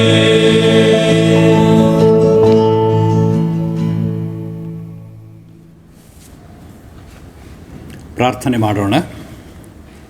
ಕ್ರಿಸ್ತೇಸು ಸ್ವಾಮಿಯೇ, ಮನುಷ್ಯರಿಗೆ ನಿನ್ನ ಪರಲೋಕ ರಾಜ್ಯದ ಬಾಧ್ಯಸ್ಥಿಕೆಯನ್ನು ಅನುಗ್ರಹಿಸುವುದಕ್ಕೋಸ್ಕರವಾಗಿ ನೀನು ಈ ಲೋಕಕ್ಕೆ ಅವತರಿಸಿ ಬಂದಿ ಸ್ವಾಮಿ. ಮತ್ತು ನಿನ್ನನ್ನು ನಂಬುವಂಥ, ನಿನ್ನನ್ನು ಅಂಗೀಕರಿಸಿಕೊಳ್ಳುವಂಥ ಪ್ರತಿಯೊಬ್ಬರಿಗೆ ನಿನ್ನ ಮಕ್ಕಳಾಗುವಂಥ ಬಾಧ್ಯತೆಯನ್ನು, ಪರಲೋಕ ರಾಜ್ಯದ ನಿತ್ಯತ್ವದ ಆಶೀರ್ವಾದವನ್ನು ನೀನು ಕರುಣಿಸುತ್ತೇನೆಂಬುದಾಗಿ ವಾಗ್ದಾನ ಮಾಡಿರುವುದಕ್ಕಾಗಿ ನಿನಗೆ ಸ್ತೋತ್ರ. ಈ ಸಮಯದಲ್ಲಿ ನಿನ್ನ ವಾಕ್ಯಗಳನ್ನು ನಾವು ಗಮನಿಸುವಾಗ ಕರ್ತನೇ, ನಮ್ಮೊಟ್ಟಿಗೆ ನೀನು ಮಾತನಾಡು ಸ್ವಾಮಿ. ನಿನ್ನ ಮಾತುಗಳೇ ನಿತ್ಯ ಜೀವವನ್ನು ಉಂಟು ಮಾಡುವಂಥವುಗಳಾಗಿವೆ. ಹೀಗಿರುವುದರಿಂದ ಆ ಮಾತುಗಳನ್ನು ನಾವು ಆಲಿಸುವಂತೆಯೂ ನಮ್ಮ ಹೃದಯಗಳಲ್ಲಿ ಅವುಗಳನ್ನು ಮನನ ಮಾಡುತ್ತಾ ನಮ್ಮ ಜೀವಿತಗಳಲ್ಲಿ ಅವುಗಳಂತೆ ನಡೆದುಕೊಳ್ಳುವಂಥ ಅಭ್ಯಾಸ ಮಾಡಿಕೊಳ್ಳಲಿಕ್ಕಾಗುವಂತೆ ನಮ್ಮೆಲ್ಲರಿಗೂ ಕೃಪೆಯಿಂದ ಸಹಾಯ ಕೊಟ್ಟು ನಡೆಸೆಂದು ಯೇಸುವಿನ ನಾಮದಲ್ಲಿ ನಿನ್ನನ್ನು ಪ್ರಾರ್ಥಿಸುತ್ತೇವೆ ನಮ್ಮ ದೇವರೇ, ಆಮೆನ್. ಕರ್ತನಲ್ಲಿ ಪ್ರೀತಿಯುಳ್ಳ ದೇವಜನರೇ, ನಿಮ್ಮೆಲ್ಲರನ್ನೂ ನಮ್ಮ ರಕ್ಷಕನಾದ ಯೇಸು ಕ್ರಿಸ್ತನ ಪರಿಶುದ್ಧ ನಾಮದಲ್ಲಿ ಮತ್ತೊಮ್ಮೆ ನಾನು ಹೃತ್ಪೂರ್ವಕವಾಗಿ ವಂದಿಸ್ತೇನೆ. ಈ ವಾರದಲ್ಲಿ ಗುರುವಾರ ದಿವಸ ನಮ್ಮ ಕ್ರೈಸ್ತ ಕ್ಯಾಲೆಂಡರ್ನ ಪ್ರಕಾರವಾಗಿ ಧ್ಯಾನಕ್ಕೋಸ್ಕರವಾಗಿ ಇದ್ದಂಥ ಪ್ರಸ್ತಾಪವನ್ನೇ ನಾನು ಈ ದಿವಸ ತೆಗೆದುಕೊಂಡು ಅದರ ಮೇಲೆ ವಾಕ್ಯ ಸಂದೇಶವನ್ನು ಕೊಡೋದಕ್ಕೆ ಇಷ್ಟಪಡ್ತೇನೆ. ಆವತ್ತು ನಮಗೆ ಕೊಡಲ್ಪಟ್ಟಂಥ ಪ್ರಸ್ತಾಪ ದ ಟ್ರಾನ್ಸ್ಫಿಗ್ಯುರೇಷನ್ ಆಫ್ ಕ್ರೈಸ್ಟ್, ಕ್ರಿಸ್ತನ ರೂಪಾಂತರ. ಯೇಸು ಕ್ರಿಸ್ತನು ಪ್ರಕಾಶ ರೂಪವನ್ನು ಹೊಂದಿದ್ದೆಂಬುದಾಗಿ ಕೂಡ ನಾವು ಹೇಳ್ತೇವೆ. ಇದರ ವಿಷಯದಲ್ಲಿ ಈಗಾಗಲೇ 2 ವಾಕ್ಯ ಭಾಗಗಳು ಓದಲ್ಪಟ್ಟಿವೆ. ಹಳೆ ಒಡಂಬಡಿಕೆಯಲ್ಲಿ ವಿಮೋಚನಾ ಕಾಂಡ 24ನೇ ಅಧ್ಯಾಯ 12ರಿಂದ 18 ವಚನಗಳು ಮತ್ತು ಲೂಕನ ಸುವಾರ್ತೆಯಲ್ಲಿ 9ನೇ ಅಧ್ಯಾಯದ 28ರಿಂದ 36 ವಚನಗಳು. ಈ ವಾಕ್ಯಗಳ ಮೇಲೆ ನಾವು ಇವತ್ತು ಸ್ವಲ್ಪವಾಗಿ ಧ್ಯಾನ ಮಾಡೋದಕ್ಕೆ ನಾವು ಪ್ರಯಾಸ ಪಡೋಣ. ಕರ್ತನಲ್ಲಿ ಪ್ರಿಯರೇ, ಯೇಸು ಕ್ರಿಸ್ತನು ತನ್ನ ಆಪ್ತ ಶಿಷ್ಯ ವೃಂದ ಅಂದರೆ 3 ಜನ, ಯಾಕೋಬ, ಯೋಹಾನ ಮತ್ತು ಪೇತ್ರ, ಇವರನ್ನು ಕರೆದುಕೊಂಡು ಬೆಟ್ಟದ ಮೇಲೆ ಹೋಗಿರುವಂಥ ಸಂದರ್ಭವನ್ನು ಲೂಕನು ಇಲ್ಲಿ 9ನೇ ಅಧ್ಯಾಯದಲ್ಲಿ ಬರೀತಾನೆ. ಈ ಬೆಟ್ಟ ಅದು ಹೆರ್ಮನ್ ಬೆಟ್ಟ ಎಂಬುದಾಗಿ ಹೇಳ್ತಾರೆ ಮತ್ತು ಟ್ಯಾಬೋರ್ ಬೆಟ್ಟ ಎಂಬುದಾಗಿ ಕೂಡ ಹೇಳ್ತಾರೆ. ಮೌಂಟ್ ಟ್ಯಾಬೋರ್ ಎನ್ನುವಂಥದ್ದು ಈ ಇಸ್ರಾಯೇಲ್ ದೇಶಕ್ಕೆ, ಹೋಲಿ ಲ್ಯಾಂಡ್ಗೆ ಪ್ರಯಾಣವಾಗಿ ಹೋಗುವಂಥ ಜನರಿಗೆ ಗೊತ್ತಿರ್ತದೆ. ಅನೇಕ ಸಮಯಗಳಲ್ಲಿ ಆ ಮೌಂಟ್ ಟ್ಯಾಬೋರ್ ಮೇಲೆ ಯೇಸು ಕ್ರಿಸ್ತನು ಪ್ರಕಾಶ ರೂಪ ಹೊಂದಿದಂಥ ಆ ಬೆಟ್ಟದ ಮೇಲೆ ಕರ್ಕೊಂಡು ಹೋಗ್ತಾರೆ. ಒಂದು ಎತ್ತರವಾದಂಥ ಬೆಟ್ಟ. ಅಲ್ಲಿ ಈಗ ಪ್ರಯಾಣವಾಗಿ ನಮ್ಮ ವಾಹನಗಳಲ್ಲಿ ಮೇಲಿನವರೆಗೆ ಹೋಗುವಂಥ ಅವಕಾಶ ಇದೆ. ಆದರೆ ಆಗಿನ ಕಾಲದಲ್ಲಿ ಯೇಸು ಸ್ವಾಮಿಗೆ ಆ ಒಂದು ಅವಕಾಶ ಇರಲಿಲ್ಲ. ಅವರು ಬೆಟ್ಟವನ್ನು ಏರಿ ತುದಿಯವರೆಗೆ ಹೋಗಬೇಕಾಗುತ್ತಿತ್ತು. ಇವತ್ತು ಈ ಘಟನೆಯ ನೆನಪಿಗೋಸ್ಕರವಾಗಿ ಆ ಮೌಂಟ್ ಟ್ಯಾಬೋರ್, ಆ ಬೆಟ್ಟದ ಮೇಲೆ ನಾವು ಹೋಗಿ ನೋಡಿದರೆ ಅಲ್ಲಿ ಬೇರೆ ಯಾವ ಬೆಟ್ಟದ ಸಾಲುಗಳಿಲ್ಲ. ಇದು ಒಂದೇ ಬೆಟ್ಟ ಇದೆ. ಸುತ್ತಮುತ್ತಲೆಲ್ಲ ಬಯಲು ಪ್ರದೇಶ, ಇಜ್ರೇಲಿನ ಬಯಲು ಎಂಬುದಾಗಿ ಹಳೆ ಒಡಂಬಡಿಕೆಯಲ್ಲಿ ಬರ್ತದೆ. ಇಜ್ರೇಲಿನ ಬಯಲಿನಲ್ಲಿ ಅನೇಕ ಕಾರ್ಯಗಳು ನಡೆದಿರುವಂಥದ್ದನ್ನು ನಾವು ಹಳೆ ಒಡಂಬಡಿಕೆಯಲ್ಲಿ ಓದ್ತೇವೆ. ಆ ಇಜ್ರೇಲಿನ ಬಯಲು ವಿಶಾಲವಾಗಿ ಈ ಬೆಟ್ಟದ ಮೇಲಿಂದ ನಮಗೆ ಕಾಣಿಸ್ತದೆ. ಯೇಸು ಸ್ವಾಮಿ ಆ ಬೆಟ್ಟದ ಮೇಲೆ ಪ್ರಕಾಶ ರೂಪ ಹೊಂದಿದನು ಎಂಬುದಾಗಿ ಅದನ್ನು ನೆನಪಿಸಿಕೊಂಡು ಅಲ್ಲಿ ಒಂದು ಸುಂದರವಾದಂಥ ದೇವಾಲಯ ಕಟ್ಟಿದ್ದಾರೆ. ಆ ದೇವಾಲಯದಲ್ಲಿ ಒಳಗೆ ಪ್ರವೇಶ ಮಾಡಿ ಹೋಗುವಾಗ ಅಲ್ಲಿ ಪವಿತ್ರ ಸ್ಥಳದ ಮೇಲ್ಗಡೆಯಲ್ಲಿ ಯೇಸು ಸ್ವಾಮಿ ಪ್ರಕಾಶ ರೂಪನಾಗಿ ಹೋಗುತ್ತಾ ಇರುವಂಥದ್ದನ್ನು ಸುಂದರವಾದಂಥ ಒಂದು ಪೇಂಟಿಂಗ್, ಚಿತ್ರವನ್ನು ಬಿಡಿಸಿದ್ದನ್ನು ನಾವು ಕಾಣ್ತೇವೆ. ಅಲ್ಲಿ ಪೇತ್ರ, ಯೋಹಾನ, ಯಾಕೋಬ ಅವ್ರ ಶಿಷ್ಯರು ಕೂಡ ಒಂದು ಕಡೆಯಲ್ಲಿ ಇರುವಂಥದ್ದನ್ನು ಆ ಚಿತ್ರದಲ್ಲಿ ಕಾಣ್ತೇವೆ. ಮೋಶೆ ಮತ್ತು ಎಲಿಯ ಅವರಿಗೆ ಕಾಣಿಸಿಕೊಂಡದ್ದನ್ನು ಕೂಡ ನಾವು ಆ ಚಿತ್ರದಲ್ಲಿ ಕಾಣ್ತೇವೆ. ಯೇಸು ಸ್ವಾಮಿಗೋಸ್ಕರವಾಗಿ ಪೇತ್ರನ ಕೊನೆಯಲ್ಲಿ ಹೇಳ್ತಾನೆ, ನಾವು ಇಲ್ಲೇ ಇದ್ದು ಬಿಡೋಣ ಸ್ವಾಮಿ, ಇಲ್ಲೇ ಭಾಳ ಚೆನ್ನಾಗಿದೆ, ನಿನಗೊಂದು, ಎಲಿಯನಿಗೊಂದು, ಮೋಶೆಗೊಂದು ನಾವು ಪರ್ಣಶಾಲೆಗಳನ್ನು ಕಟ್ಟಿಬಿಡ್ತೇವೆ, ಕುಟೀರಗಳನ್ನು ಕಟ್ತೇವೆ ಅಂತ ಹೇಳುವಾಗ, ಅದೇ ರೀತಿಯಲ್ಲಿ ಇವತ್ತೇನು ಮಾಡಿದ್ದಾರೆ ಅಂದರೆ ಅಲ್ಲಿ ಯೇಸು ಸ್ವಾಮಿಗೋಸ್ಕರವಾಗಿ ಈ ಒಂದು ಆಲಯ ಕಟ್ಟಲ್ಪಟ್ಟಿದೆ ಮತ್ತು ಆಲಯದ ಮುಂಭಾಗದಲ್ಲಿ 2 ಭಾಗಗಳಲ್ಲಿ ಎಲಿಯನಿಗೊಂದು, ಮೋಶೆಗೆ ಒಂದು ಅಂತ ಅವರು ಆ 2 ಪ್ರತ್ಯೇಕವಾದಂಥ ವೇದಿಗಳನ್ನು ನಿರ್ಮಾಣ ಮಾಡಿರುವಂಥದ್ದನ್ನು ಕೂಡ ನಾವು ಕಾಣ್ತೇವೆ. ಹೀಗೆ ಯೇಸು ಸ್ವಾಮಿ ಆ ಬೆಟ್ಟಕ್ಕೆ ಹೋಗುವಾಗ ಅಲ್ಲಿ ಶಿಷ್ಯರನ್ನು ಕರೆದುಕೊಂಡು ಹೋದ. ಮೇಲ್ನೋಟಕ್ಕೆ ಬರೀ ಇದೊಂದು ಸಾಮಾನ್ಯವಾದಂಥ ಘಟನೆ ಅಂತ ಅನ್ನಿಸ್ಬೋದು. ಆದರೆ ಯೇಸು ಸ್ವಾಮಿಗೂ ಮತ್ತು ಆತನ ಶಿಷ್ಯರಿಗೂ ಅವರ ಜೀವನದಲ್ಲಿ ಇದು ಬಹಳ ಮುಖ್ಯವಾದಂಥ, ಬಹಳ ಪ್ರಭಾವ ಬೀರಿದಂಥ ಒಂದು ಘಟನೆ ಆಗಿತ್ತು ಎಂಬುದಾಗಿ ನಾವು ಕಾಣ್ತೇವೆ. ಯೇಸು ಸ್ವಾಮಿ ತನ್ನ ಜೀವನದ ಉದ್ದಕ್ಕೂ ದೇವರಲ್ಲಿ ಪ್ರಾರ್ಥನೆ ಮಾಡಿ ದೇವರ ಚಿತ್ತವನ್ನು ಅರಿತುಕೊಳ್ಳುವುದಕ್ಕೆ ಬಯಸಿದ. ಆತನ ಜೀವನದಲ್ಲಿ ಅನೇಕ ಕಡೆಗಳೆಲ್ಲ ನೋಡ್ತೇವೆ. ಪ್ರಾರ್ಥನೆ ಪ್ರಾರ್ಥನೆ ಪ್ರಾರ್ಥನೆ ಪ್ರಾರ್ಥನೆಯ ಮೂಲಕವಾಗಿ ತನ್ನ ಕಾರ್ಯಗಳನ್ನು ಪ್ರಾರಂಭ ಮಾಡುವಂಥದ್ದು, ಪ್ರತ್ಯೇಕವಾಗಿ ಹೋಗಿ ತಾನೊಬ್ಬನೇ ಪ್ರಾರ್ಥನೆ ಮಾಡುವಂಥದ್ದು, ಪ್ರಾರ್ಥನೆಗೆ ಬಹಳಷ್ಟು ಮುಖ್ಯವಾದಂಥ ಸ್ಥಾನವನ್ನು ಆತನು ಕೊಟ್ಟು ದೇವರೊಂದಿಗೆ ಸಂಪರ್ಕವನ್ನು ಯಾವಾಗಲೂ ಆತನು ಬಯಸಿದ. ಇಲ್ಲಿ ಕೂಡ ಅದೇ ಆಗ್ತಾ ಇದೆ. ಯೇಸು ಸ್ವಾಮಿ ಬೆಟ್ಟದ ತುದಿಗೆ ಬಂದು ತನ್ನ ಶಿಷ್ಯರೊಟ್ಟಿಗೆ ಅಲ್ಲಿ ಹೋಗಿ ತನ್ನ ಜೀವನದ ಅತ್ಯಂತ ಮಹತ್ವದ ಘಟನೆಯನ್ನು ಎದುರಿಸುವುದಕ್ಕೋಸ್ಕರವಾಗಿ ದೇವರಿಂದ ಒಂದು ಅನುಮತಿಯನ್ನು, ಬಲವನ್ನು ಬೇಡಿಕೊಳ್ತಾ ಇದ್ದಾನೆ. ಏನು ಅತ್ಯಂತ ವಿಶೇಷವಾದ ಘಟನೆ ಅಂದರೆ ಯೇಸು ಸ್ವಾಮಿ ಬೆಟ್ಟದಿಂದ ಇಳಿದು ಬಂದು ತನ್ನ ಶಿಷ್ಯರಿಗೆ ಮುಂದಾಗಿ ತಿಳಿಸಿದ ಹಾಗೆ ಯೆರೂಸಲೇಮಿಗೆ ಹೋಗಿ ಅಲ್ಲಿ ಶಿಲುಬೆಯ ಮರಣವನ್ನು ಹೊಂದಬೇಕಾಗಿದೆ. ಆದ್ದರಿಂದ ಅವನಿಗೆ ಯೇಸು ಸ್ವಾಮಿ ತಾನೇ ಆಮೇಲೆ ಪ್ರಾರ್ಥನೆ ಮಾಡುವಾಗ ಹೇಳಿದ ರೀತಿಯಲ್ಲಿ ದೇಹಕ್ಕೆ ಬಲ ಸಾಲದು, ಮನಸ್ಸು ಸಿದ್ಧವಾಗಿದೆ, ದೇಹಕ್ಕೆ ಬಲ ಸಾಲುವುದಿಲ್ಲ, ಆದ್ದರಿಂದ ಪ್ರಾರ್ಥನೆ ಮಾಡಿರಿ ಎಂಬುದಾಗಿ ಶಿಷ್ಯರನ್ನು ಕೂಡ ಕೇಳಿಕೊಳ್ಳುವಂಥದ್ದನ್ನು ನಾವು ಕಾಣುತ್ತೇವೆ. ಯೇಸು ಸ್ವಾಮಿ ಸಾಯುವುದಕ್ಕೆ ಸಿದ್ಧನಾಗಿ ಹೋಗಿ ದೇವರ ಒಪ್ಪಿಗೆಯನ್ನು, ಅನುಮತಿಯನ್ನು ಅಲ್ಲಿ ಕೇಳ್ತಾ ಇರುವಂಥದ್ದು. ಇವತ್ತು ಬೇರೆ ಬೇರೆ ಈ ಭಯೋತ್ಪಾದಕರ ಜೀವಿತದಲ್ಲಿ ನಾವು ನೋಡುವಾಗ ನಮಗೆ ಗೊತ್ತಾಗ್ತದೆ, ಕೆಲವು ಸುಯಿಸೈಡ್ ಸ್ಕ್ವಾಡ್ ಎಂಬುದಾಗಿರ್ತವೆ, ಆತ್ಮಹತ್ಯೆ ಮಾಡಿಕೊಳ್ಳುವಂಥ ಒಂದು ತಂಡಗಳು. ಅಂದರೆ ತಮ್ಮ ತತ್ವದ ನಿರೂಪಣೆಗಾಗಿ ಅಥವಾ ತಾವು ಏನನ್ನು ಅಪೇಕ್ಷಿಸ್ತೇವೋ ಅದನ್ನು ಬಯಸುವುದಕ್ಕೋಸ್ಕರವಾಗಿ ಅನೇಕರು ತಮ್ಮನ್ನೇ ಆತ್ಮಾಹುತಿಯಾಗಿ ಒಪ್ಪಿಸಿಕೊಳ್ಳುವಂಥದ್ದನ್ನು ನಾವು ಕಾಣ್ತೇವೆ. ಬೇರೆ ಬೇರೆ ಕಾರ್ಯಗಳು, ಭಯೋತ್ಪಾದನೆ ಉಂಟು ಮಾಡುವುದು, ಜನರಲ್ಲಿ ಭಯ ಹುಟ್ಟಿಸುವಂಥದ್ದು, ಅನೇಕ ನಾಶನದ ಕಾರ್ಯಗಳನ್ನು ಮಾಡುವಂಥದ್ದು, ಇಂಥದಕ್ಕೆ ಅನೇಕರು ಇವತ್ತು ಆತ್ಮಾಹುತಿಯ ತಂಡಗಳಾಗಿ ತಮ್ಮನ್ನೇ ಸಮರ್ಪಿಸಿಕೊಳ್ತಾರೆ. ನಮ್ಮ ದೇಶದಲ್ಲಿ ಕೂಡ ನಕ್ಸಲರು, ಮಾವೋವಾದಿಗಳು, ಬೇರೆ ಬೇರೆ ರೀತಿಯ ವಾದಿಗಳನ್ನು ನಾವು ಕಾಣ್ತೇವೆ. ಆದರೆ ಯೇಸು ಸ್ವಾಮಿ ಅಂಥ ರೀತಿಯ ಆತ್ಮಹತ್ಯೆ ಮಾಡಿಕೊಳ್ಳೋದಕ್ಕೆ ಹೋಗ್ತಾ ಇಲ್ಲ. ಆತನು ತನ್ನನ್ನು ಬಲಿಯಾಗಿ ಅರ್ಪಿಸಿ ಇತರರಿಗೆ ಆ ಮೂಲಕವಾಗಿ ಒಳ್ಳೆಯದಾಗಬೇಕನ್ನುವಂಥ ಉದ್ದೇಶಕ್ಕೋಸ್ಕರವಾಗಿ ಆತನು ತನ್ನನ್ನು ಸಮರ್ಪಿಸಿಕೊಳ್ಳೋದಕ್ಕೆ, ಸಿದ್ಧತೆ ಮಾಡಿಕೊಳ್ಳೋದಕ್ಕೆ ಹೋಗ್ತಾ ಇದ್ದಾನೆ. ರೋಮಾಪುರದವರಿಗೆ ಬರೆಯುವಾಗ ಅಪೊಸ್ತಲನಾದ ಪೌಲನು 5ನೇ ಅಧ್ಯಾಯದಲ್ಲಿ 6ನೇ ವಚನದಲ್ಲಿ ಬರೀತಾನೆ.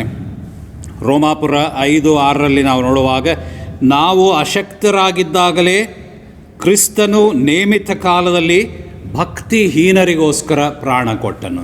ನೋಡ್ರಿ, ತನಗೋಸ್ಕರ ಪ್ರಾಣ ಕೊಡ್ತಾ ಇಲ್ಲ, ಅಥವಾ ಯಾವುದೇ ಭಯೋತ್ಪಾದನೆ ಕಾರ್ಯ ಮಾಡೋದಕ್ಕಾಗಿ ಅಲ್ಲ, ದೇವರ ಸಂಕಲ್ಪವನ್ನು ಈಡೇರಿಸುವುದಕ್ಕೋಸ್ಕರವಾಗಿ, ಭಕ್ತಿಹೀನರಿಗೋಸ್ಕರವಾಗಿ, ಎಲ್ಲ ಮನುಷ್ಯರಿಗೋಸ್ಕರವಾಗಿ ಆತನು ತನ್ನನ್ನೇ ಇಲ್ಲಿ ಸಮರ್ಪಿಸುವುದಕ್ಕೋಸ್ಕರವಾಗಿ ಆ ಬೆಟ್ಟದ ಮೇಲೆ ಸಿದ್ಧತೆಗಾಗಿ ಹೋಗ್ತಾ ಇದ್ದಾರೆ. ಹಾಗಾದರೆ ಈ ಘಟನೆಯ ಮೂಲಕವಾಗಿ ನಾವು ಏನು ನೋಡ್ತೇವೆ ಅನ್ನುವಂಥದ್ದನ್ನು ಸ್ವಲ್ಪವಾಗಿ ನಾವು ಆಲೋಚನೆ ಮಾಡೋಣ. ಮೊದಲನೇದಾಗಿ ಅಲ್ಲಿ ದೇವರ ಕಾರ್ಯದ ಮುಂದುವರಿಕೆಯ ಪ್ರಕಟಣೆ ಆಗ್ತಾ ಇದೆ. ದೇವರ ಕಾರ್ಯದ ಮುಂದುವರಿಕೆಯ ಪ್ರಕಟಣೆ. ದೇವರು ಯಾವಾಗ ಆದಾಮ ಹವ್ವಳರು ತನ್ನ ಮಾತನ್ನು ಮೀರಿ ತಪ್ಪಿ ಬಿದ್ದರೋ, ಆ ದೇವರ ಸುಂದರವಾದಂಥ ವಾಗ್ದಾನಕ್ಕೆ ಅವರು ತಪ್ಪಿ ಹೋದರೋ, ಆವಾಗಿನಿಂದಲೇ ದೇವರು ಮತ್ತೊಮ್ಮೆ ಮನುಷ್ಯರ ರಕ್ಷಣೆಯ ಯೋಜನೆಯನ್ನು ಮಾಡಿ ಇರಿಸಿದ ಎಂಬುದಾಗಿ ನಾವು ನೋಡ್ತೇವೆ. ಮತ್ತು ಅದನ್ನು ಹಂತ ಹಂತವಾಗಿ ತನ್ನ ಸೇವಕರ ಮೂಲಕವಾಗಿ, ನಾಯಕರುಗಳ ಮೂಲಕವಾಗಿ, ಪ್ರವಾದಿಗಳ ಮೂಲಕವಾಗಿ ಪ್ರಸಿದ್ಧಪಡಿಸುತ್ತಾ ಬಂದ. ಇಲ್ಲಿ ಈ ಘಟನೆಯಲ್ಲಿ ಮೇಲೆ ಹೋದಾಗ ಅಲ್ಲಿ ಮೋಶೆ ಮತ್ತು ಎಲಿಯರು ಅವರಿಗೆ ಕಾಣಿಸಿದರು ಎಂಬುದಾಗಿ ನಾವು ನೋಡ್ತೇವೆ. ಯಾಕೆ ಅವರೇ ಎಂಬುದಾಗಿ ನಾವು ಆಲೋಚನೆ ಮಾಡೋದಾದರೆ, ಮೋಶೆ ಒಬ್ಬ ಜನರನ್ನು ನಡೆಸಿದಂಥ ನಾಯಕ. ಹಳೆ ಒಡಂಬಡಿಕೆಯಲ್ಲಿ ಓದಿದಂಥ ಭಾಗದಲ್ಲಿ, ವಿಮೋಚನಾ ಕಾಂಡದಲ್ಲಿ ನಾವು 24ನೇ ಅಧ್ಯಾಯದ 12ರಿಂದ 18ನೇ ವಚನ ನೋಡುವಾಗ ಅಲ್ಲಿ ಮೋಶೆ ಕೂಡ ಬೆಟ್ಟ ಏರಿ ಹೋಗ್ತಾನೆ. ಸೀನಾಯಿ ಬೆಟ್ಟ ಏರಿ ದೇವರ ಪ್ರಸನ್ನತೆಯಲ್ಲಿ 40 ದಿವಸಗಳು ಹಗಲು ರಾತ್ರಿ ಕಳೆದನು ಎಂಬುದಾಗಿ ನಾವು ನೋಡ್ತೇವೆ. ಅಲ್ಲಿ ಕಳೆಯುವಾಗ ನಾವು ಮುಂದೆ ಓದುವಾಗ ಮೋಶೆ ಅಲ್ಲಿ ದೇವರು ಕೊಟ್ಟಂಥ ದಶಾಜ್ಞೆಗಳನ್ನು ಹಿಡಿದುಕೊಂಡು ಬರುವಾಗ ಅವನ ಮುಖವು ಕೂಡ ಪ್ರಕಾಶದಿಂದ ತುಂಬಿತ್ತು ಎಂಬುದಾಗಿ, ಪ್ರಭಾವಯುತವಾದಂಥ ಮುಖ. ಅದನ್ನು ನೋಡುವುದಕ್ಕೆ ಉಳಿದವರಿಗೆ ಆಗಲಿಲ್ಲ. ಆರೋನ ಅವರು ಬೇರೆಯವರೆಲ್ಲ ಹೇಳ್ತಾರೆ, ನಿನ್ನ ಮುಖವನ್ನು ನೋಡೋದಕ್ಕೆ ನಮಗೆ ಆಗ್ತಾಯಿಲ್ಲ, ಅಷ್ಟು ಪ್ರಕಾಶಮಯವಾಗಿದೆ. ಮೋಶೆ ಮುಸುಕು ಹಾಕಿಕೊಂಡು ಅವರೊಟ್ಟಿಗೆ ಮಾತಾಡಿದನು ಎಂಬುದಾಗಿ ನಾವು ಕಾಣ್ತೇವೆ. ಇಲ್ಲಿ ಅದೇ ರೀತಿಯ ಘಟನೆ ಇಲ್ಲಿ ನಡೀತಾ ಇದೆ. ಯೇಸು ಕ್ರಿಸ್ತನು ಕೂಡ ಪ್ರಕಾಶ ರೂಪವನ್ನು ಹೊಂದಿಕೊಳ್ತಾ ಇದ್ದಾನೆ. ಎಲಿಯನು ಇದ್ದಾನೆ. ಎಲಿಯನು ಪ್ರವಾದಿಗಳಲ್ಲಿ ಪ್ರಮುಖನು. ಅವನು ಅನೇಕ ಅದ್ಭುತಗಳನ್ನು ದೇವರಿಗೋಸ್ಕರ ಮಾಡಿದ. ಅವನು ಕೂಡ ಒಂದು ಬೆಟ್ಟವನ್ನು ಏರಿದ್ದನ್ನು ನಾವು ಕಾಣ್ತೇವೆ, ಕರ್ಮೇಲ್ ಬೆಟ್ಟದ ಮೇಲೆ ದೇವರ ಆ ಕಾರ್ಯವನ್ನು. ಹೀಗೆ ಮೋಶೆ, ಧರ್ಮಶಾಸ್ತ್ರ ಮತ್ತು ಪ್ರವಾದನೆಗಳು ಇಲ್ಲಿ ಎರಡೂ ಒಟ್ಟಾಗಿ ನೆರವೇರುತ್ತಾ ಇವೆ. ಯೇಸು ಕ್ರಿಸ್ತನಲ್ಲಿ fulfilment of law and profits ಎಂಬುದಾಗಿ, ಪ್ರವಾದನೆಗಳು, ಧರ್ಮಶಾಸ್ತ್ರವು ನೆರವೇರುತ್ತಾ ಇದೆ ಎಂಬುದಾಗಿ ನಾವು ಈ ಮೂಲಕವಾಗಿ ಕಳಿಸ್ತೇವೆ. ಇವರಿಬ್ಬರು ನಾಯಕರು ಮೋಶೆ ಮತ್ತು ಎಲಿಯ ಕಾಣಿಸಿಕೊಳ್ಳೋದರ ಮೂಲಕವಾಗಿ ದೇವರು ತಾನು ಕಳುಹಿಸಿದಂಥ ಈ ಮೆಸ್ಸಿಯನ ಮೂಲಕವಾಗಿ ಅವರ ಕಾರ್ಯ ಮುಂದುವರಿದು ಸಂಪೂರ್ತಿಯನ್ನು ಕಾಣುತ್ತದೆ ಎನ್ನುವಂಥದ್ದನ್ನು ತೋರಿಸಿಕೊಡ್ತಾ ಇದ್ದಾನೆ. ಇಲ್ಲಿ ಬೆಟ್ಟದ ಮೇಲೆ ಅವರು ಕಾಣಿಸಿಕೊಳ್ಳುವಾಗ ಅವರಿಬ್ಬರು ಯೇಸುವಿಗೆ ಪ್ರೋತ್ಸಾಹ ಕೊಟ್ಟು ನಡೆಸ್ತಾ ಇದ್ದಾರೆ ಅನ್ನುವಂಥ ರೀತಿಯಲ್ಲಿ ಚರ್ಚೆ ಮಾಡುವಂಥದ್ದನ್ನು ನಾವು ಕಾಣ್ತೇವೆ. ಲೂಕನ ಸುವಾರ್ತೆ 9ನೇ ಅಧ್ಯಾಯ 31ನೇ ವಚನದಲ್ಲಿ ನಾವು ನೋಡುವಾಗ, ಲೂಕನ ಸುವಾರ್ತೆ 9:31 ಇವರು ಅಂದರೆ ಮೋಶೆ ಮತ್ತು ಎಲಿಯರು ವೈಭವದೊಡನೆ ಕಾಣಿಸಿಕೊಂಡು ಯೆರೂಸಲೇಮಿನಲ್ಲಿ ಆತನು ನೆರವೇರಿಸಬೇಕಾಗಿದ್ದ ಮರಣದ ವಿಷಯವಾಗಿ ಮಾತಾಡುತ್ತಾ ಇದ್ದರು. ನೋಡ್ರಿ, ಯೇಸು ಸ್ವಾಮಿ ಅಲ್ಲಿ ಹೋಗಿ ಮರಣ ಹೊಂದಬೇಕನ್ನುವಂಥ ವಿಷಯವನ್ನೇ ಅವ್ರು ಮಾತಾಡ್ತಾ ಇದ್ದಾರೆ. ಅಲ್ಲಿಗೆ ದೇವರ ಕಾರ್ಯದ, ರಕ್ಷಣೆಯ ಕಾರ್ಯದ ಸಂಪೂರ್ತಿಯಾಗುತ್ತದೆ ಎಂಬುದಾಗಿ. ಈ ಕಾರ್ಯವನ್ನು ಮಾಡುವಾಗ ಯೇಸು ಸ್ವಾಮಿಯಲ್ಲಿ ಆತನ ಮುಖ, ಮತ್ತಾಯನ ಸುವಾರ್ತೆಯಲ್ಲಿ ಇದೇ ಭಾಗವನ್ನು ನಾವು ನೋಡುವಾಗ 17:2 ಸೂರ್ಯನಂತಿತ್ತು, ಮುಖ ಸೂರ್ಯನಂತೆ ಪ್ರಕಾಶಮಯವಾಗಿತ್ತು, ಆ ಬಟ್ಟೆಗಳು ಬೆಳ್ಳಗಾಗಿ ಹೊಳೆಯುತ್ತಾ ಇದ್ದವು ಎಂಬುದಾಗಿ ಕಾಣ್ತೇವೆ. ಮಾರ್ಕನು ಅದನ್ನೇ ಬರೀತಾನೆ, ಭೂಲೋಕದ ಯಾವ ಅಗಸನೂ ಮಾಡಲಾರದಷ್ಟು ಬೆಳ್ಳಗಾದಂಥ ಬಟ್ಟೆಗಳು ಅವನು ಆದವು ಎಂಬುದಾಗಿ. ಯೇಸು ಸ್ವಾಮಿ ಅಷ್ಟೊಂದು ರೀತಿಯಲ್ಲಿ ಪ್ರಕಾಶ ರೂಪವಾಗಿ ಅವರಿಗೆ ಕಾಣಿಸಿಕೊಂಡ. ಈ ಎಲಿಯ ಮೋಶೆಯವರ ಮೂಲಕವಾಗಿ ಪ್ರಾರಂಭವಾದಂಥ ಆ ಕಾರ್ಯ, ಆ ನಿರೀಕ್ಷೆ ಈಗ ಫಲಿಸುವಂಥ ಸಮಯ ಬಂದಿದೆ. ಈತನು ಹೋಗ್ತಾನೆ, ಯೆರೂಸಲೇಮಿನಲ್ಲಿ ತನ್ನ ಪ್ರಾಣವನ್ನು ಸಮರ್ಪಿಸ್ತಾನೆ ಮತ್ತು ಅದರ ಮೂಲಕವಾಗಿ ದೇವರ ರಕ್ಷಣಾ ಕಾರ್ಯ ಪೂರ್ತಿಯಾಗ್ತದೆ ಎಂಬುದಾಗಿ ಅಲ್ಲಿ ಪ್ರಕಟವಾದದ್ದನ್ನು ಕಾಣ್ತೇವೆ. ಸೊಲೊಮೋನ ಅರಸ ಯೆರೂಸಲೇಮಿನಲ್ಲಿ ಒಂದು ದೊಡ್ಡದಾದಂಥ ಆಲಯ ಕಟ್ಟಿದ, ಭವ್ಯವಾದಂಥ ಆಲಯ. ಇವತ್ತು ಆ ಆಲಯ ಇಲ್ಲ, ಎಲ್ಲ ಹಾಳಾಗಿ ಹೋಗಿದೆ. ಆದರೆ ಆಲಯಕ್ಕೆ ಬಹಳ ದೊಡ್ಡ ದೊಡ್ಡದಾದಂಥ ಕಲ್ಲುಗಳನ್ನು ನಾವು ಅಲ್ಲಿ ಹೋಗಿ ನೋಡುವಾಗ, ಆ ವೆಸ್ಟರ್ನ್ ವಾಲ್, ದೇವಾಲಯದ ಆವರಣದ ಒಂದು ಗೋಡೆಯಲ್ಲಿ ಒಂದು ದೊಡ್ಡ ಕಲ್ಲನ್ನು ತೋರಿಸ್ತಾರೆ.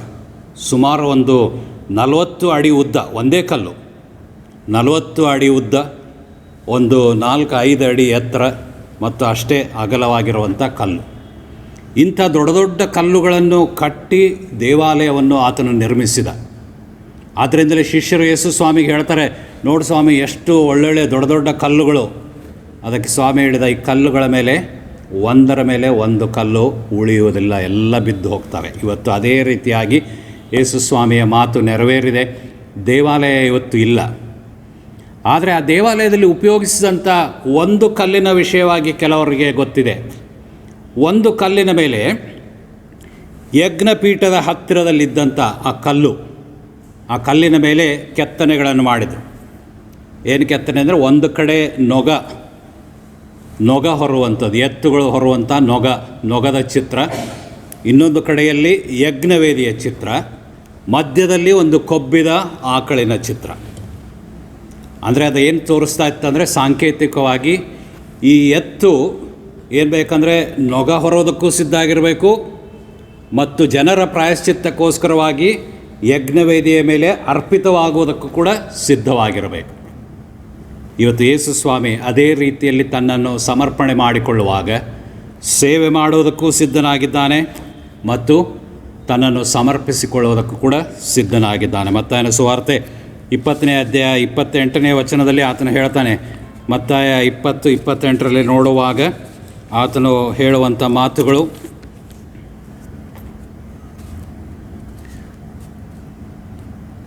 ಹಾಗೆಯೇ ಮನುಷ್ಯಕುಮಾರನು ಸೇವೆ ಮಾಡಿಸಿಕೊಳ್ಳುವುದಕ್ಕೆ ಬರಲಿಲ್ಲ, ಸೇವೆ ಮಾಡುವುದಕ್ಕೂ ಅನೇಕರನ್ನು ಬಿಡಿಸಿಕೊಳ್ಳುವುದಕ್ಕಾಗಿ ತನ್ನ ಪ್ರಾಣವನ್ನು ಈಡುಕೊಡುವುದಕ್ಕೂ ಬಂದನು ಎಂದು ಹೇಳುವುದನ್ನು ಕಾಣುತ್ತೇವೆ. ಯೇಸು ಸ್ವಾಮಿ ತನ್ನ ವಿಷಯವಾಗಿ ತಾನೇ ಹೇಳ್ತಾನೆ, ನಾನು ಸೇವೆ ಮಾಡೋದಕ್ಕೆ ಬಂದಿದ್ದೇನೆ, ನನ್ನನ್ನೇ ಬಲಿಯಾಗಿ ಸಮರ್ಪಿಸುವುದಕ್ಕೆ ಬಂದಿದ್ದೇನೆ. ಅದರ ಸಿದ್ಧತೆಗೋಸ್ಕರವಾಗಿ ಯೇಸು ಸ್ವಾಮಿ ಆ ಟಬೋರ್ ಬೆಟ್ಟದ ಮೇಲೆ ತನ್ನನ್ನು ಸಿದ್ಧತೆ ಮಾಡಿಕೊಳ್ಳುವಂಥ ಕಾರ್ಯವನ್ನು ನಾವು ಕಾಣ್ತೇವೆ. ಎರಡನೇದಾಗಿ, ಈ ಕಾರ್ಯದ ಮೂಲಕವಾಗಿ ಯೇಸು ಸ್ವಾಮಿಯೇ ಮೆಸ್ಸಿಯ ಅನ್ನುವಂಥದ್ದು ತಿರುಗೊಮ್ಮೆ ಪ್ರಕಟವಾಗ್ತಾ ಇದೆ. ಯೇಸು ಸ್ವಾಮಿಯೇ ಬರಬೇಕಾದಂಥ ಮೆಸ್ಸಿಯನ್ ಅನ್ನುವಂಥದ್ದನ್ನು ತಿರುಗಿ ಪ್ರಕಟವಾಗ್ತಾ ಇರುವಂಥದ್ದನ್ನು ಕಾಣ್ತೇವೆ. ಯೇಸು ಸ್ವಾಮಿ ಸೇವೆ ಮಾಡುವಾಗ ಆತನು ಮಾಡುವಂಥ ಅದ್ಭುತ ಕಾರ್ಯಗಳನ್ನು, ಆತನ ಕೆಲಸ ಕಾರ್ಯಗಳನ್ನು ನೋಡಿ ಅನೇಕರು ಆತನನ್ನು ಹಿಂಬಾಲಿಸ್ತಾ ಇದ್ದರು. ಗುಂಪುಗಟ್ಟಲೆ ಜನರು ಅವನ ಹಿಂದೆ ಹೋಗ್ತಾ ಇದ್ದರು. ಇದರಿಂದ ಏನಾಗ್ತಾ ಇದೆ ಅಂದರೆ, ಅವ್ರ ಶಿಷ್ಯರಲ್ಲಿ ಒಂದು ರೀತಿಯ ಪೈಪೋಟಿ ನಡೀತಾ ಇದೆ. ನಾವು ಹೋದ ವಾರದಲ್ಲಿ ಕೂಡ ನೋಡಿದೆವು, ಶಿಷ್ಯ ವೃಂದದಲ್ಲಿಯೇ ಒಡಕಾದಂಥ ಪಾತ್ರೆಯ ರೀತಿಯಲ್ಲಿ ಅವರಲ್ಲಿಯೇ ಒಡಕು. ಯಾಕಂದರೆ ಇಬ್ಬರು ಜೆಬೆದಾಯನ ಮಕ್ಕಳು ಅವರು ಪೈಪೋಟಿ ಮಾಡ್ತಾ ಇದ್ದಾರೆ. ಅವ್ರು ನೆನೆಸಿದರು, ಸ್ವಾಮಿ ಬಂದ, ಈಗ ದೊಡ್ಡದಾಗಿ ಜನರ ಬೆಂಬಲ ಇದೆ, ಅನೇಕ ಗುಂಪಾಗಿ ಜನರು ಸೇರ್ತಾ ಇದ್ದಾರೆ, ಆದ್ದರಿಂದ ನಾವು ಆತನ ಹಿಂದೆ ಹೋದರೆ ನಮಗೂ ಆತನ ರಾಜ್ಯದಲ್ಲಿ ಒಂದು ಸ್ಥಾನಮಾನ ಸಿಗ್ತದೆ. ಅವ್ರು ಬಂದು ಸ್ವಾಮಿ ಹತ್ರ ಬೇಡಿಕೊಳ್ತಾ ಇದ್ದಾರೆ, ನನಗೆ ಬಲಗಡೆ ಕೂತ್ಕೊಳ್ಳೋಂಥ ಸ್ಥಾನ, ನನಗೆ ಎಡಗಡೆ ಕೂತ್ಕೊಳ್ಳುವಂಥ ಸ್ಥಾನ ಬೇಕು ಸ್ವಾಮಿ ಎಂಬುದಾಗಿ ಹೇಳಿಕೊಳ್ಳುವಂಥದ್ದು. ಆದರೆ ಯಾವಾಗ ಯೇಸು ಸ್ವಾಮಿ ಅದನ್ನು ರಾಜ್ಯದ ಸ್ಥಾಪನೆಯ ಮಾತನ್ನು ಬಿಟ್ಟು ನಾನು ಹೋಗಬೇಕು, ಮನುಷ್ಯಕುಮಾರನು ಅಲ್ಲಿ ಶಾಸ್ತ್ರಿ ಪರಿಸಾಯರು ಮಹಾಯಾಜಕರಿಂದ ಆತನು ಭಾಳಷ್ಟು ಹಿಂಸೆಯನ್ನು ಅನುಭವಿಸಿ ಮರಣಕ್ಕೆ ಒಪ್ಪಿಸಲ್ಪಡ್ತಾನೆ ಅಂತ ಈ ಮರಣದ ವಿಷಯವಾಗಿ ಮಾತಾಡೋದಕ್ಕೆ ಪ್ರಾರಂಭ ಮಾಡಿದನೋ, ಆವಾಗ ಅನೇಕರು ಆತನನ್ನು ಬಿಟ್ಟು ಹೊರಟು ಹೋದರು ಎಂಬುದಾಗಿ ನಾವು ದೇವರ ವಾಕ್ಯದಲ್ಲಿ ಕಾಣ್ತೇವೆ. ಯೋಹಾನನ ಸುವಾರ್ತೆಯಲ್ಲಿ 6ನೇ ಅಧ್ಯಾಯದಲ್ಲಿ ನಾವು ನೋಡುವಾಗ ಆತನು ಯೇಸು ಸ್ವಾಮಿ ಅದಕ್ಕೆ ಬೇಸರಗೊಂಡು ತನ್ನ ಶಿಷ್ಯರಿಗೂ ಪ್ರಶ್ನೆ ಮಾಡ್ತಾ ಇದ್ದಾನೆ, ಎಲ್ಲ ಹೋಗ್ತಾ ಇದ್ದಾರಪ್ಪ, ನೀವೂ ಹೋಗಬೇಕೆಂದಿದ್ದೀರಾ ಅಂತ ಅವರಿಗೆ ಪ್ರಶ್ನೆ ಮಾಡುವಂಥದ್ದು. ಅವರಲ್ಲಿ ಸಂಶಯ ಉಂಟಾಗೋದಕ್ಕೆ ಪ್ರಾರಂಭವಾಗ್ತಾ ಇದೆ. ಇವನು ಸಾಯ್ತೇನೆ ಅಂತ ಹೇಳ್ತಾ ಇದ್ದಾನೆ, ನಮ್ಮ ಗತಿಯನ್ನು ನಾವೆಲ್ಲ ಬಿಟ್ಟು ಹಿಂಜರಿದು ಬಂದೆವು, ಎಲ್ಲವನ್ನು ನಾವು ತೆರೆದು ಆತನನ್ನು ಅನುಸರಿಸ್ತಾ ಬಂದೆವು, ಇವನೇನು ಮೆಸ್ಸಿಯ ಹೌದೋ ಅಲ್ಲಪ್ಪ ಅಂತ ಅವರಲ್ಲಿ ಒಂದು ರೀತಿಯ ನಿರಾಶೆಯ ಭಾವನೆ ಅವರಲ್ಲಿ ಹುಟ್ಟುತ್ತಾ ಇರುವಂಥದ್ದನ್ನು ನಾವು ಕಾಣ್ತೇವೆ. ಆದರೆ ಇಲ್ಲಿಯ ಬೆಟ್ಟದಲ್ಲಿ ಒಂದು ವಾಣಿ, ದೇವರ ಮಾತಿನ ವಾಣಿ ಆಗೋದರ ಮೂಲಕವಾಗಿ ಆತನೇ ಮೆಸ್ಸಿಯನ್ ಎನ್ನುವಂಥದ್ದನ್ನು ತಿರುಗೋ ಮೇಲೆ ಪ್ರಕಟವಾಗ್ತಾ ಇದೆ. 35ನೇ ವಚನದಲ್ಲಿ ನಾವು ನೋಡೋದಾದರೆ ಅಲ್ಲಿ ದೇವರ ವಾಕ್ಯ ಹೇಳುತ್ತದೆ, ಲೂಕನ ಸುವಾರ್ತೆ 9ನೇ ಅಧ್ಯಾಯ 31ನೇ ವಚನದಲ್ಲಿ ದೇವರು ತಾನೇ ಆ ಮೇಘದೊಳಗಿಂದ ಮಾತಾಡಿ ಹೇಳ್ತಾನೆ, ಈತನು ನನ್ನ ಮಗನು, ನಾನು ಆರಿಸಿಕೊಂಡವನು, ಈತನ ಮಾತನ್ನು ಕೇಳಿರಿ ಎಂಬುದಾಗಿ ಹೇಳುವಂಥದ್ದನ್ನು ನಾವು ಕಾಣ್ತೇವೆ. ಯೇಸು ಸ್ವಾಮಿಯ ಮಾತನ್ನು ಕೇಳಿರಿ, ನಿಮ್ಮದೇ ಅಭಿಪ್ರಾಯ ಹೇಳೋದು ಬೇಡ, ಬದಲಾಗಿ ದೇವರು ನಿಮಗೇನು ಹೇಳ್ತಾನೆ, ತನ್ನ ಮಗನ ಮೂಲಕವಾಗಿ ನಿಮಗೆ ಏನು ಹೇಳಿಕೊಡ್ತಾನೋ ಅದನ್ನು ನೀವು ಅನುಕರಣೆ ಮಾಡಿರಿ ಎಂಬುದಾಗಿ ಹೇಳುವಂಥದ್ದು. ಪೋಪ್ ಜಾನ್ ಪಾಲ್ ಅಂತ ಈಗಿರುವಂಥವರಲ್ಲ, ಅದರ ಹಿಂದೆ ಇದ್ದಂಥ ಪೋಪ್ ಜಾನ್ ಪಾಲ್ II ಎಂಬುದಾಗಿ ಅವರು ಒಂದು ಮಾತನ್ನು ಹೇಳ್ತಾರೆ, to believe in Jesus is to accept what he says. To believe in Jesus is to accept what he says. ಯೇಸುವಿನಲ್ಲಿ ನಂಬಿಕೆ ಇಡುವುದಂದರೆ ಆತನು ಏನು ಹೇಳ್ತಾನೋ ಅದನ್ನು ಅಂಗೀಕರಿಸಿಕೊಳ್ಳುವಂಥದ್ದು. Even when it runs contrary to what others are saying. Even when it runs contrary to what others are saying. ಬೇರೆಯವರು ಹೇಳುವಂಥ ಮಾತುಗಳಿಗಿಂತ ಯೇಸುವಿನ ಮಾತುಗಳು ವ್ಯತ್ಯಸ್ತವಾಗಿದ್ದರೂ ಕೂಡ ನೀವು ನಂಬೋರಾಗಬೇಕು, ಸ್ವೀಕಾರ ಮಾಡೋರಾಗಬೇಕು. ಅದು ನಿಜವಾದಂಥ ನಂಬಿಕೆ ಎಂಬುದಾಗಿ ಅವರು ಹೇಳ್ತಾರೆ. ಇಲ್ಲಿ ದೇವರು ತಾನೇ ಆ ಶಿಷ್ಯರಿಗೆ ಹೇಳ್ತಾ ಇದ್ದಾರೆ, ಆತನ ಮಾತನ್ನು ನೀವು ಕೇಳ್ರಿ ಎಂಬುದಾಗಿ. ಯೇಸುವಿನ ಮಾತನ್ನು ಕೇಳುವಾಗ ನಾವು ನಂಬಿಕೆಯಿಂದ ಆತನ ಮಕ್ಕಳಾಗುವಂಥ ಆಶೀರ್ವಾದವನ್ನು ಹೊಂದಿಕೊಳ್ತೇವೆ. ಒಬ್ಬ ಕ್ರೈಸ್ತ ವಿಶ್ವಾಸಿ ತನ್ನ ಜೀವನದಲ್ಲಿ ಯಾವಾಗಲೂ ತನ್ನ ಪರಿವರ್ತನೆಯ ಮಾತುಗಳನ್ನು ಹೇಳ್ತಾ ಇದ್ದಂತೆ. ಹೇಗೆ ಪರಿವರ್ತನೆ ಆದ, ನನ್ನ ಜೀವಿತ ಹೇಗೆ ಬದಲಾಯಿತು ಅಂತ ಆತನು ಒಂದು ಸಣ್ಣ ದೃಶ್ಯ ರೂಪವಾದಂಥ ವಸ್ತುಗಳ ಮೂಲಕವಾಗಿ ಒಂದು ಸಣ್ಣ ಪುಸ್ತಕ ಇಟ್ಕೊಂಡಿದ್ದಂತೆ. ಅದರಲ್ಲಿ 3 ಬಣ್ಣದ ಹಾಳೆಗಳು. ಮೊದಲನೇದು ಕಪ್ಪು ಬಣ್ಣದ ಹಾಳೆ. ಆ ಹಾಳೆಯನ್ನು ತೆಗೆದು ತೋರಿಸ್ತಾ ಅವನು ಹೇಳ್ತಾ ಇದ್ದಂತೆ, ನನ್ನ ಜೀವಿತ ಯೇಸುವನ್ನು ಅರಿಯುವುದಕ್ಕಿಂತ ಮುಂಚಿತವಾಗಿ ಈ ರೀತಿ ಕತ್ತಲೆಯಿಂದ ತುಂಬಿದಂಥ ಒಂದು ಜೀವಿತ ಆಗಿತ್ತು. ಎಲ್ಲ ಮಾಡಬಾರದಂಥ ಸಂಗತಿಗಳು, ಕತ್ತಲೆಗೆ ಅನುಗುಣವಾದಂಥ ಕಾರ್ಯಗಳು ನನ್ನಲ್ಲಿ ತುಂಬಿಕೊಂಡಿದ್ದವು. 2ನೇ ಹಾಳೆ ಕೆಂಪು ಬಣ್ಣದ ಹಾಳೆ. ಯೇಸು ಕ್ರಿಸ್ತನು ಬಂದು ತನ್ನ ರಕ್ತವನ್ನು ನನಗೋಸ್ಕರವಾಗಿ ಸುರಿಸಿ ನನ್ನ ಪಾಪಗಳನ್ನು ನಿವಾರಣೆ ಮಾಡಿದ್ದಾನೆ, ಆದ್ದರಿಂದ ಆತನ ಮೂಲಕವಾಗಿ ನಾನು ರಕ್ಷಣೆಗೆ ನಡೆಸಲ್ಪಟ್ಟೆ ಎನ್ನುವಂಥ ಒಂದು ಕೆಂಪು ಹಾಳೆ. ಕೊನೆಯದು ಬಿಳಿಯ ಹಾಳೆ. ಯೇಸುವಿನ ಮೂಲಕವಾಗಿ ನಾನು ಶುಭ್ರನಾಗಿ, ನಾನು ಬಿಳಿಯ ಹಾಳೆಯಂತೆ ನಾನು ಇದ್ದೇನೆ ಎಂಬುದಾಗಿ, ನನ್ನ ಜೀವಿತ ದೇವರಿಗೆ ಮೆಚ್ಚುಗೆ ಆದಂಥ ಜೀವಿತ ಆಗಿದೆ. ಯೇಸು ಎಲ್ಲರಿಗೋಸ್ಕರವಾಗಿ ಪ್ರಕಾಶ ರೂಪ ಹೊಂದಿ ತನ್ನ ಪ್ರಕಾಶವನ್ನು ನಮ್ಮೆಲ್ಲರ ಜೀವಿತಗಳಲ್ಲಿ ಆತನು ನಮ್ಮ ಹೃದಯಗಳಲ್ಲಿ ಸುರಿದನು ಅಂತ ಆಗಲೇ ಓದಿದಂಥ ಆರಂಭದ ವಾಕ್ಯದಲ್ಲಿ, ಈ ಆರಾಧನೆಯ ಆರಂಭದ ವಾಕ್ಯ ಕೊರಿಂಥದವರಿಗೆ ಬರೆದ 2ನೇ ಪತ್ರಿಕೆಯಲ್ಲಿ 4ನೇ ಅಧ್ಯಾಯದ 6ನೇ ವಚನ. ಕೊರಿಂಥದವರಿಗೆ ಪೌಲನು ಬರೆದ ಎರಡನೇ ಪತ್ರಿಕೆ 4ನೇ ಅಧ್ಯಾಯದ 6ನೇ ವಚನದಲ್ಲಿ ಹೇಳುತ್ತದೆ, ಕತ್ತಲೆಯೊಳಗಿಂದ ಬೆಳಕು ಹೊಳೆಯಲಿ ಎಂದು ಹೇಳಿದ ದೇವರು ತಾನೇ ಯೇಸುಕ್ರಿಸ್ತನ ಮುಖದಲ್ಲಿ ತೋರುವ ದೇವ ಪ್ರಭಾವ ಜ್ಞಾನವೆಂಬ ಪ್ರಕಾಶವು ಅನೇಕರಿಗೆ ಉಂಟಾಗುವುದಕ್ಕಾಗಿ ನಮ್ಮ ಹೃದಯಗಳಲ್ಲಿ ಹೊಳೆದನು ಅಂತ. ನೋಡ್ರಿ, ದೇವ ಪ್ರಭಾವ ಜ್ಞಾನವೆಂಬ ಪ್ರಕಾಶ ಅನೇಕರಿಗೆ ಉಂಟಾಗುವುದಕ್ಕಾಗಿ ನಮ್ಮ ಹೃದಯಗಳಲ್ಲಿ ಆತನು ಹೊಳೆದನು ಎಂಬುದಾಗಿ. ಯೇಸುವಿನ ಪ್ರಕಾಶ ನಮ್ಮ ಹೃದಯಗಳಲ್ಲಿ ಹೊಳೆಯುವಾಗ ನಮ್ಮ ಜೀವಿತ ಕೂಡ ಆ ಯವನಸ್ಥನು ಹೇಳುವಂತೆ ಶುಭ್ರವಾಗುತ್ತದೆ. ಯೆಶಾಯನು ತನ್ನ ಪ್ರವಾದನೆಯಲ್ಲಿ ಹೇಳ್ತಾನೆ, ನಮ್ಮ ಪಾಪಗಳು ಕಡು ಕೆಂಪಾಗಿದ್ದರೂ ಅವು ಹಿಮದಂತೆ ಬೆಳ್ಳಗಾಗುತ್ತವೆ, ಮತ್ತು ಕಿರುಬಂಜಿ ಬಣ್ಣವಾಗಿದ್ದರೂ ಉಣ್ಣೆಯಂತೆ ಅವು ಬೆಳುಪಾಗುತ್ತವೆ ಎಂಬುದಾಗಿ ದೇವರ ವಾಕ್ಯ ಹೇಳ್ತದೆ. ಹೌದು ಪ್ರಿಯರೇ, ದೇವರು ತನ್ನ ಮಗನನ್ನು ಅಲ್ಲಿ ಪ್ರಕಾಶ ರೂಪವಾಗಿ ಮೊದಲೇ ತೋರಿಸುವುದರ ಮೂಲಕವಾಗಿ ನೀವು ಆತನ ಮಾತನ್ನು ಕೇಳಿರಿ, ಇವನೇ ಮೆಸ್ಸಿಯ, ಇವನೇ ನಿಜವಾದಂಥ ರಕ್ಷಕ, ಆತನನ್ನು ನೀವು ಅನುಸರಿಸಿರಿ ಎಂಬುದಾಗಿ ಆ ಶಿಷ್ಯರಿಗೆ ತೋರಿಕೊಡುವಂಥದ್ದು ನಾವು ಕಾಣ್ತೇವೆ. ಇನ್ನು ಕೊನೆಯದಾಗಿ ಶ್ರಮೆ ಇಲ್ಲದೆ ಮಹಿಮೆ ಇಲ್ಲ ಅನ್ನುವಂಥ ಒಂದು ಪ್ರಕಟಣೆ ಈ ಕಾರ್ಯದಲ್ಲಿ ಪ್ರಕಟವಾಗ್ತಾಯಿದೆ.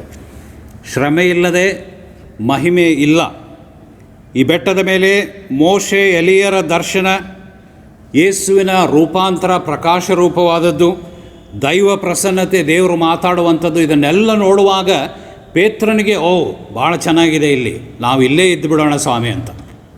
ನಿನಗೋಸ್ಕರ, ಎಲಿಯನಿಗೋಸ್ಕರ ಮತ್ತು ಮೋಶೆಗೋಸ್ಕರ ಒಂದೊಂದು ಪರ್ಣಶಾಲೆಗಳನ್ನು, ಕುಟೀರಗಳನ್ನು ನಾವು ಕಟ್ಟಿಬಿಡ್ತೇವೆ, ನಾವು ಇಲ್ಲೇ ಇರೋಣ, ಇಲ್ಲಿಂದ ಹೋಗೋದು ಬೇಡ ಅಂತ ಪೇತ್ರನು. ದೇವರ ವಾಕ್ಯ ಹೇಳ್ತದೆ, ತಾನು ಏನು ಹೇಳಿದ ಅಂತ ಗೊತ್ತಿಲ್ಲದೆ ತಾನೇ ಮಾತಾಡಿದ ಅಂತ. ಆದರೆ ಯೇಸುವಿನ ಉದ್ದೇಶ, ದೇವರ ಉದ್ದೇಶ ಅದಾಗಿರಲಿಲ್ಲ. ಯೇಸು ಸ್ವಾಮಿಗೆ ಚೆನ್ನಾಗಿ ಗೊತ್ತಿದೆ, ಇದೇ ಅಂತ್ಯವಲ್ಲ, ಇದೇ ಕೊನೆಯಲ್ಲ, this is not the climax. Climax ಇನ್ನೂ ಹೋಗಬೇಕು. ನಾನು ಬೆಟ್ಟದಿಂದ ಇಳಿಬೇಕು, ಇನ್ನೊಂದು ಬೆಟ್ಟವನ್ನು ಏರಬೇಕು. ಆ ಬೆಟ್ಟದ ಕಲ್ವಾರಿ ಬೆಟ್ಟದ ಮೇಲೆ ನನ್ನನ್ನೇ ಸಮರ್ಪಿಸಿಕೊಂಡು ನಾನು ಮನುಷ್ಯರಿಗೋಸ್ಕರವಾಗಿ ಆ ಸಮರ್ಪಣೆಯ ಯಜ್ಞವನ್ನು ಸಮರ್ಪಿಸಬೇಕು. ಆವಾಗ ಸಂಪೂರ್ತಿ, ದೇವರ ರಕ್ಷಣಾ ಕಾರ್ಯದ ಸಂಪೂರ್ತಿ ಆಗ್ತದೆ ಎಂಬುದಾಗಿ ಯೇಸು ಸ್ವಾಮಿಗೆ ಗೊತ್ತಿತ್ತು. ಆದ್ದರಿಂದ ಶಿಷ್ಯರಿಗೆ ಹೇಳ್ತಾ ಇದ್ದಾನೆ, ಹೇಳ್ರಿ ಹೋಗೋಣ, ನಾವು ಕೆಳಗೆ ಹೋಗೋಣ, ನಡೀರಿ ಎಂಬುದಾಗಿ ಯೇಸು ಸ್ವಾಮಿ ಅವರನ್ನು ಕರ್ಕೊಂಡು ಹೋಗ್ತಾ ಇದ್ದಾನೆ. ಶಿಷ್ಯರಿಗೆ ಸ್ವಲ್ಪವಾದರೂ ಮನಸ್ಸಿರಲಿಲ್ಲ. ಯೇಸು ಸ್ವಾಮಿ ಇಲ್ಲಿ ಕ್ರೂಜೆ ಇಲ್ಲದೆ ನಾನು ಇನ್ನೊಂದು ಬೆಟ್ಟಕ್ಕೆ ಹೋಗಿ ಸಾಯದೇ ಇದ್ದರೆ ನಿಮಗೆ ರಕ್ಷಣೆ ಆಗುವುದಿಲ್ಲ, ನೀವು ಆ ಮಹಿಮೆಯ ರಾಜ್ಯದಲ್ಲಿ ಸೇರುವುದಿಲ್ಲ ಎಂಬುದಾಗಿ ಯೇಸು ಸ್ವಾಮಿ ಸ್ಪಷ್ಟವಾಗಿ ಅವರಿಗೆ ತೋರಿಸಿಕೊಟ್ಟ. ಇವತ್ತು ಕರ್ತನಲ್ಲಿ ಪ್ರಿಯರೇ, ದೇವರು ನಮಗೂ ಹೇಳ್ತಾನೆ, ನಾವು ಎಲ್ಲೇ ಇದ್ದರೂ ಕೂಡ ಅದು ದೇವರ ಪ್ರಸನ್ನತೆಯ ಸ್ಥಳ ಎಂಬುದಾಗಿ ನಾವು ಅರಿತುಕೊಂಡು ಜೀವನ ಮಾಡಬೇಕು. ಕಷ್ಟವಿರಲಿ, ಅವಮಾನವಿರಲಿ, ತೊಂದರೆಗಳಿರಲಿ, ಏನೇ ಇದ್ದರೂ ಕೂಡ ಎಲ್ಲ ಸ್ಥಳಗಳಲ್ಲಿಯೂ ದೇವರು ನಮ್ಮನ್ನು ಇರಿಸಿದ್ದಾನೆ, ದೇವರ ಪ್ರಸನ್ನತೆ ಅಲ್ಲಿ ಇರ್ತದೆ ಎನ್ನುವಂಥದ್ದನ್ನು ನಾವು ಅರಿತುಕೊಳ್ಳಬೇಕೆಂಬುದಾಗಿ ದೇವರ ವಾಕ್ಯ ನಮಗೆ ಹೇಳುತ್ತದೆ. ಸುಸನ್ನಾ ವೆಸ್ಲಿ ಅನ್ನುವಂಥವ್ರ ಹೆಸರನ್ನು ನೀವು ಕೇಳಿರ್ತೀರಿ. ಪ್ರಸಿದ್ಧರಾದಂಥ ಜಾನ್ ವೆಸ್ಲಿ ಮತ್ತು ಚಾರ್ಲ್ಸ್ ವೆಸ್ಲಿ ಮೆಥೋಡಿಸ್ಟ್ ಸಭೆಗಳನ್ನು ಸ್ಥಾಪಿಸಿದಂಥ ಸ್ಥಾಪಕರು. ಅವರ ತಾಯಿ ಸುಸನ್ನಾ ವೆಸ್ಲಿ ಅಂತ ಬಹಳ ಭಕ್ತಿವಂತ ಕುಟುಂಬದ ಹೆಣ್ಣು ಮಗಳು,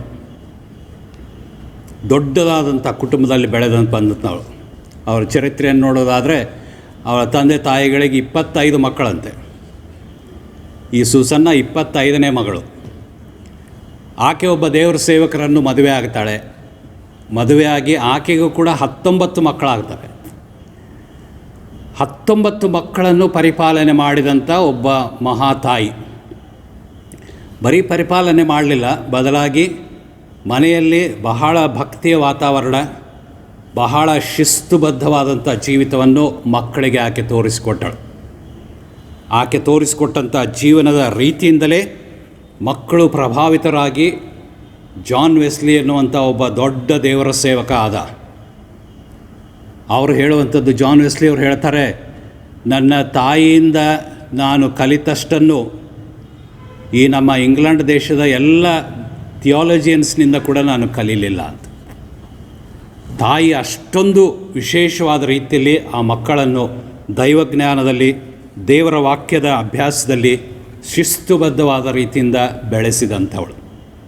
ಚಾರ್ಲ್ಸ್ ವೆಸ್ಲಿ ಒಬ್ಬ ಸಂಗೀತ ರಚನೆಕಾರನಾಗ್ತಾನೆ. ಅನೇಕ ಸಂಗೀತಗಳನ್ನು ಬರೆದಿದ್ದಾನೆ.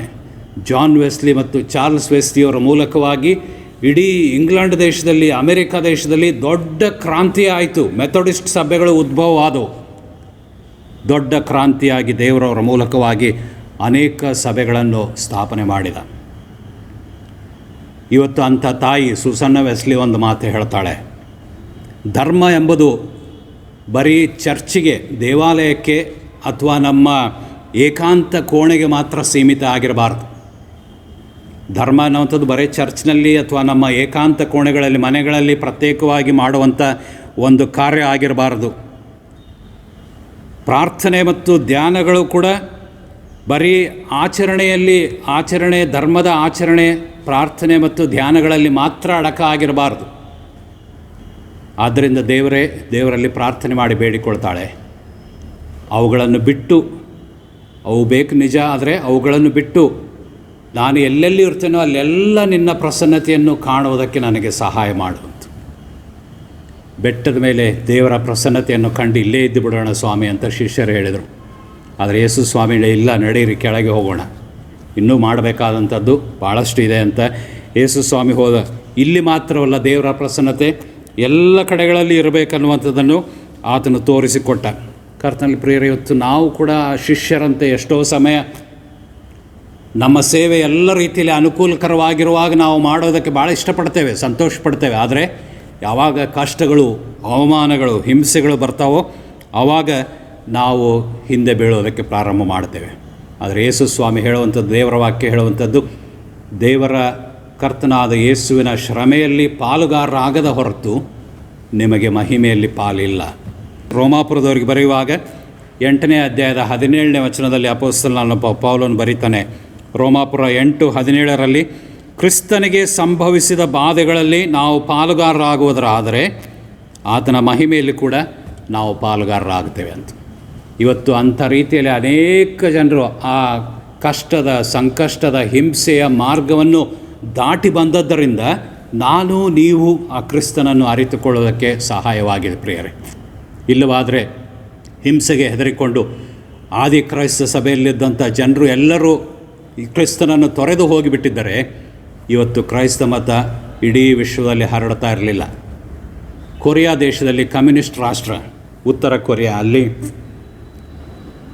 ಕ್ರೈಸ್ತರು ಆರಾಧನೆಯಲ್ಲಿ ಮಾಡ್ತಾ ಇರುವಂಥ ದೇವಾಲಯದಲ್ಲಿದ್ದಾಗ ಒಂದು ಸರ್ತಿ ಸೈನಿಕರೆಲ್ಲ ಒಳಗೆ ಬಂದು ಗನ್ಗಳನ್ನೆಲ್ಲ ಹಿಡ್ಕೊಂಡು ಅಲ್ಲಿದ್ದಂಥ ಫೋಟೋಗಳನ್ನೆಲ್ಲ ನೋಡಿದರೆ ಯೇಸು ಸ್ವಾಮಿ ಒಂದು ಫೋಟೋವನ್ನು ತೆಗೆದು, ನೀವೆಲ್ಲ ಇಲ್ಲಿ ನಮ್ಮ ಮತವನ್ನು ಬಿಟ್ಟು, ಕಮ್ಯುನಿಸ್ಟ್ ಮತವನ್ನು ಬಿಟ್ಟು ನಿಮ್ಮದೇ ಆದಂಥ ರೀತಿಯಲ್ಲಿ ಮಾಡ್ತಾಯಿದ್ರಿ, ಇದು ನಿಷಿದ್ಧ ಅಂತ ಹೇಳಿ ಒಬ್ಬ ಸೈನಿಕ ಯೇಸುವಿನ ಒಂದು ಭಾವಚಿತ್ರ ಫೋಟೋವನ್ನು ತಕ್ಕೊಂಡು ಹೋಗಿ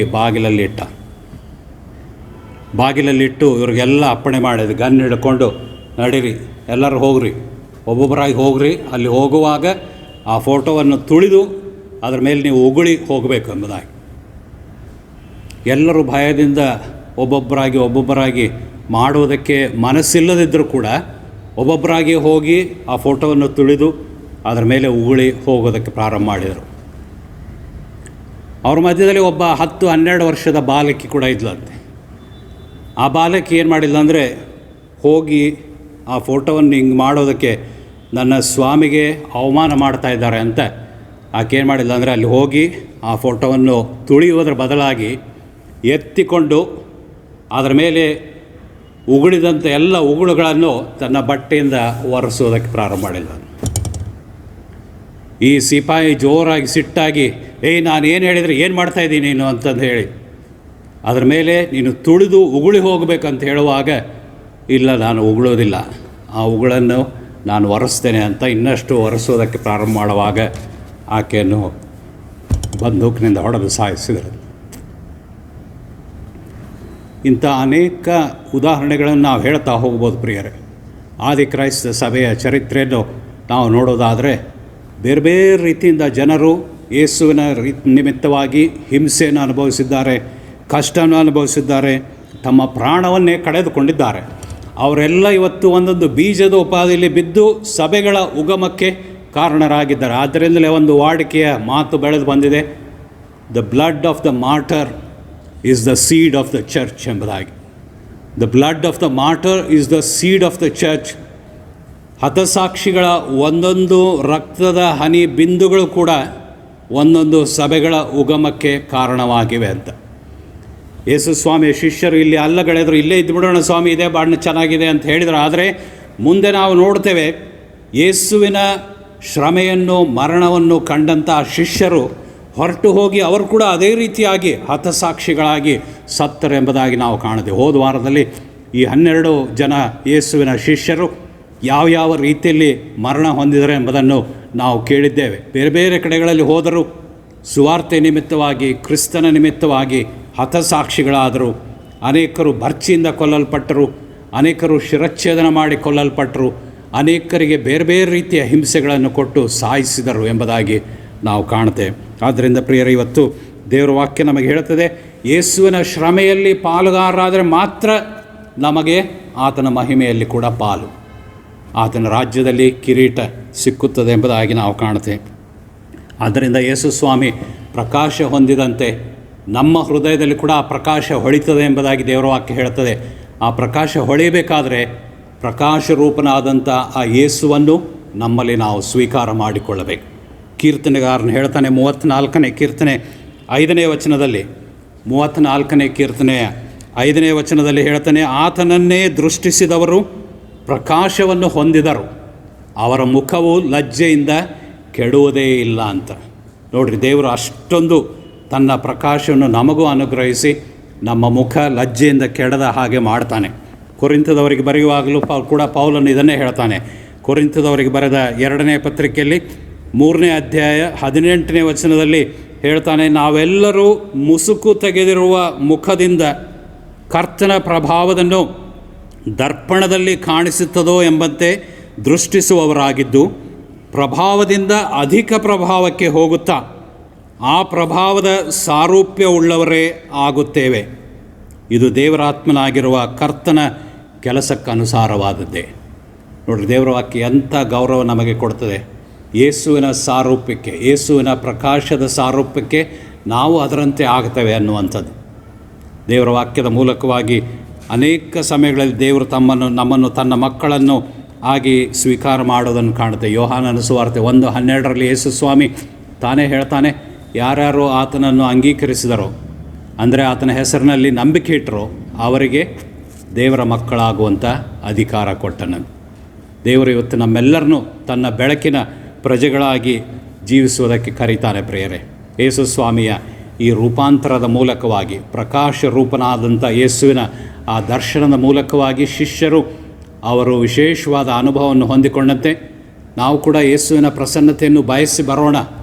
ಯೇಸುವಿನ ಪ್ರಸನ್ನತೆಯಲ್ಲಿ ಯಾವಾಗಲೂ ನಾವು ಆನಂದವನ್ನು ಕಾಣೋದಕ್ಕೆ ಪ್ರಯಾಸ ಪಡೋಣ ಮತ್ತು ಆತನು ಹೇಳಿದಂತೆ ನೀವು ಮಾಡಿರಿ ಎಂಬುದಾಗಿ ದೇವರ ಮಾತಿನ ಪ್ರಕಾರವಾಗಿ ಯೇಸು ನಮಗೆ ಬೋಧಿಸಿದ ರೀತಿಯಲ್ಲಿ ನಡೆದುಕೊಂಡು ಮುಂದೆ ನಾವು ಕೂಡ ಆ ಮಹಿಮೆಯಲ್ಲಿ ಪಾಲುಗಾರರಾಗುವ ಹಾಗೆ ದೇವರು ನಮ್ಮೆಲ್ಲರಿಗೂ ಕೃಪೆ ಮಾಡಿ ನಡೆಸಲಿ. ಆಮೇನ್. ಪ್ರಾರ್ಥನೆ ಮಾಡೋಣ. ಕರ್ತನೇ, ಪ್ರೀತಿಯುಳ್ಳ ನಮ್ಮ ರಕ್ಷಕನೇ, ನಮಗೋಸ್ಕರವಾಗಿ ಲೋಕಕ್ಕೆ ಬಂದು ನಿನ್ನ ಅದ್ಭುತವಾದಂಥ ಕಾರ್ಯದ ಪ್ರಕಟಣೆಗಳನ್ನು ನೀನು ಮಾಡಿದೆ ಸ್ವಾಮಿ. ಇವತ್ತು ನೀನು ಅವತ್ತು ಶಿಷ್ಯರ ಜೊತೆಯಲ್ಲಿ ಬೆಟ್ಟದ ಮೇಲೆ ಹೋಗಿ ಪ್ರಕಾಶ ರೂಪನಾದದ್ದನ್ನು, ರೂಪಾಂತರ ಹೊಂದಿದ್ದನ್ನು ನಾವು ಧ್ಯಾನ ಮಾಡಿದ್ದೇವೆ. ನಿನ್ನ ಪ್ರಕಾಶ ರೂಪದ ಸಾರೂಪ್ಯಕ್ಕೆ ಸೇರಿಕೊಳ್ಳುವುದಕ್ಕೆ ನಮ್ಮನ್ನು ಕೂಡ ನೀನು ಆಮಂತ್ರಿಸುವ ಆತನಾಗಿದ್ದಿ ಸ್ವಾಮಿ. ನಿನ್ನ ಮಾರ್ಗದಲ್ಲಿ ಅನೇಕ ಕಷ್ಟಗಳು, ತೊಂದರೆಗಳು, ಹಿಂಸೆಗಳು ಉಂಟೆಂಬುದಾಗಿ ನೀನಾಗಿಯೇ ಪ್ರಕಟ ಮಾಡಿದ್ದಿ. ಅವುಗಳನ್ನೆಲ್ಲ ಜಯಿಸುವವನು ಧನ್ಯನು, ಅವನಿಗೆ ಜೀವವೆಂಬ ಜಯಮಾಲೆ ಕೊಡಲ್ಪಡುವುದು ಎಂಬುದಾಗಿ ನೀನು ಹೇಳಿದ್ದಿ ಕರ್ತನೆ. ಆ ರೀತಿಯಲ್ಲಿ ನಾವು ನಿನ್ನ ಪ್ರಕಾಶ ರೂಪವಾದ ಬೆಳಕಿನ ಮಾರ್ಗದಲ್ಲಿ ಬೆಳಕಿನ ಪ್ರಜೆಗಳಾಗಿ ನಡೆದುಕೊಂಡು ಕರ್ತನೆ, ನಿನ್ನ ಬೆಳಕಿನ ರಾಜ್ಯಕ್ಕೆ ಪ್ರವೇಶ ಮಾಡುವುದಕ್ಕೆ ಶಕ್ತರಾಗುವ ಹಾಗೆ ನಮ್ಮೆಲ್ಲರನ್ನೂ ಬಲಪಡಿಸಿ ನಿನ್ನ ಮಾರ್ಗದಲ್ಲಿ ಮುನ್ನಡೆಸೆಂದು ಯೇಸುವಿನ ನಾಮದಲ್ಲಿ ನಿನ್ನ ವಿನಯದಿಂದ ಪ್ರಾರ್ಥಿಸುತ್ತೇವೆ ನಮ್ಮ ದೇವರೇ. ಆಮೆನ್.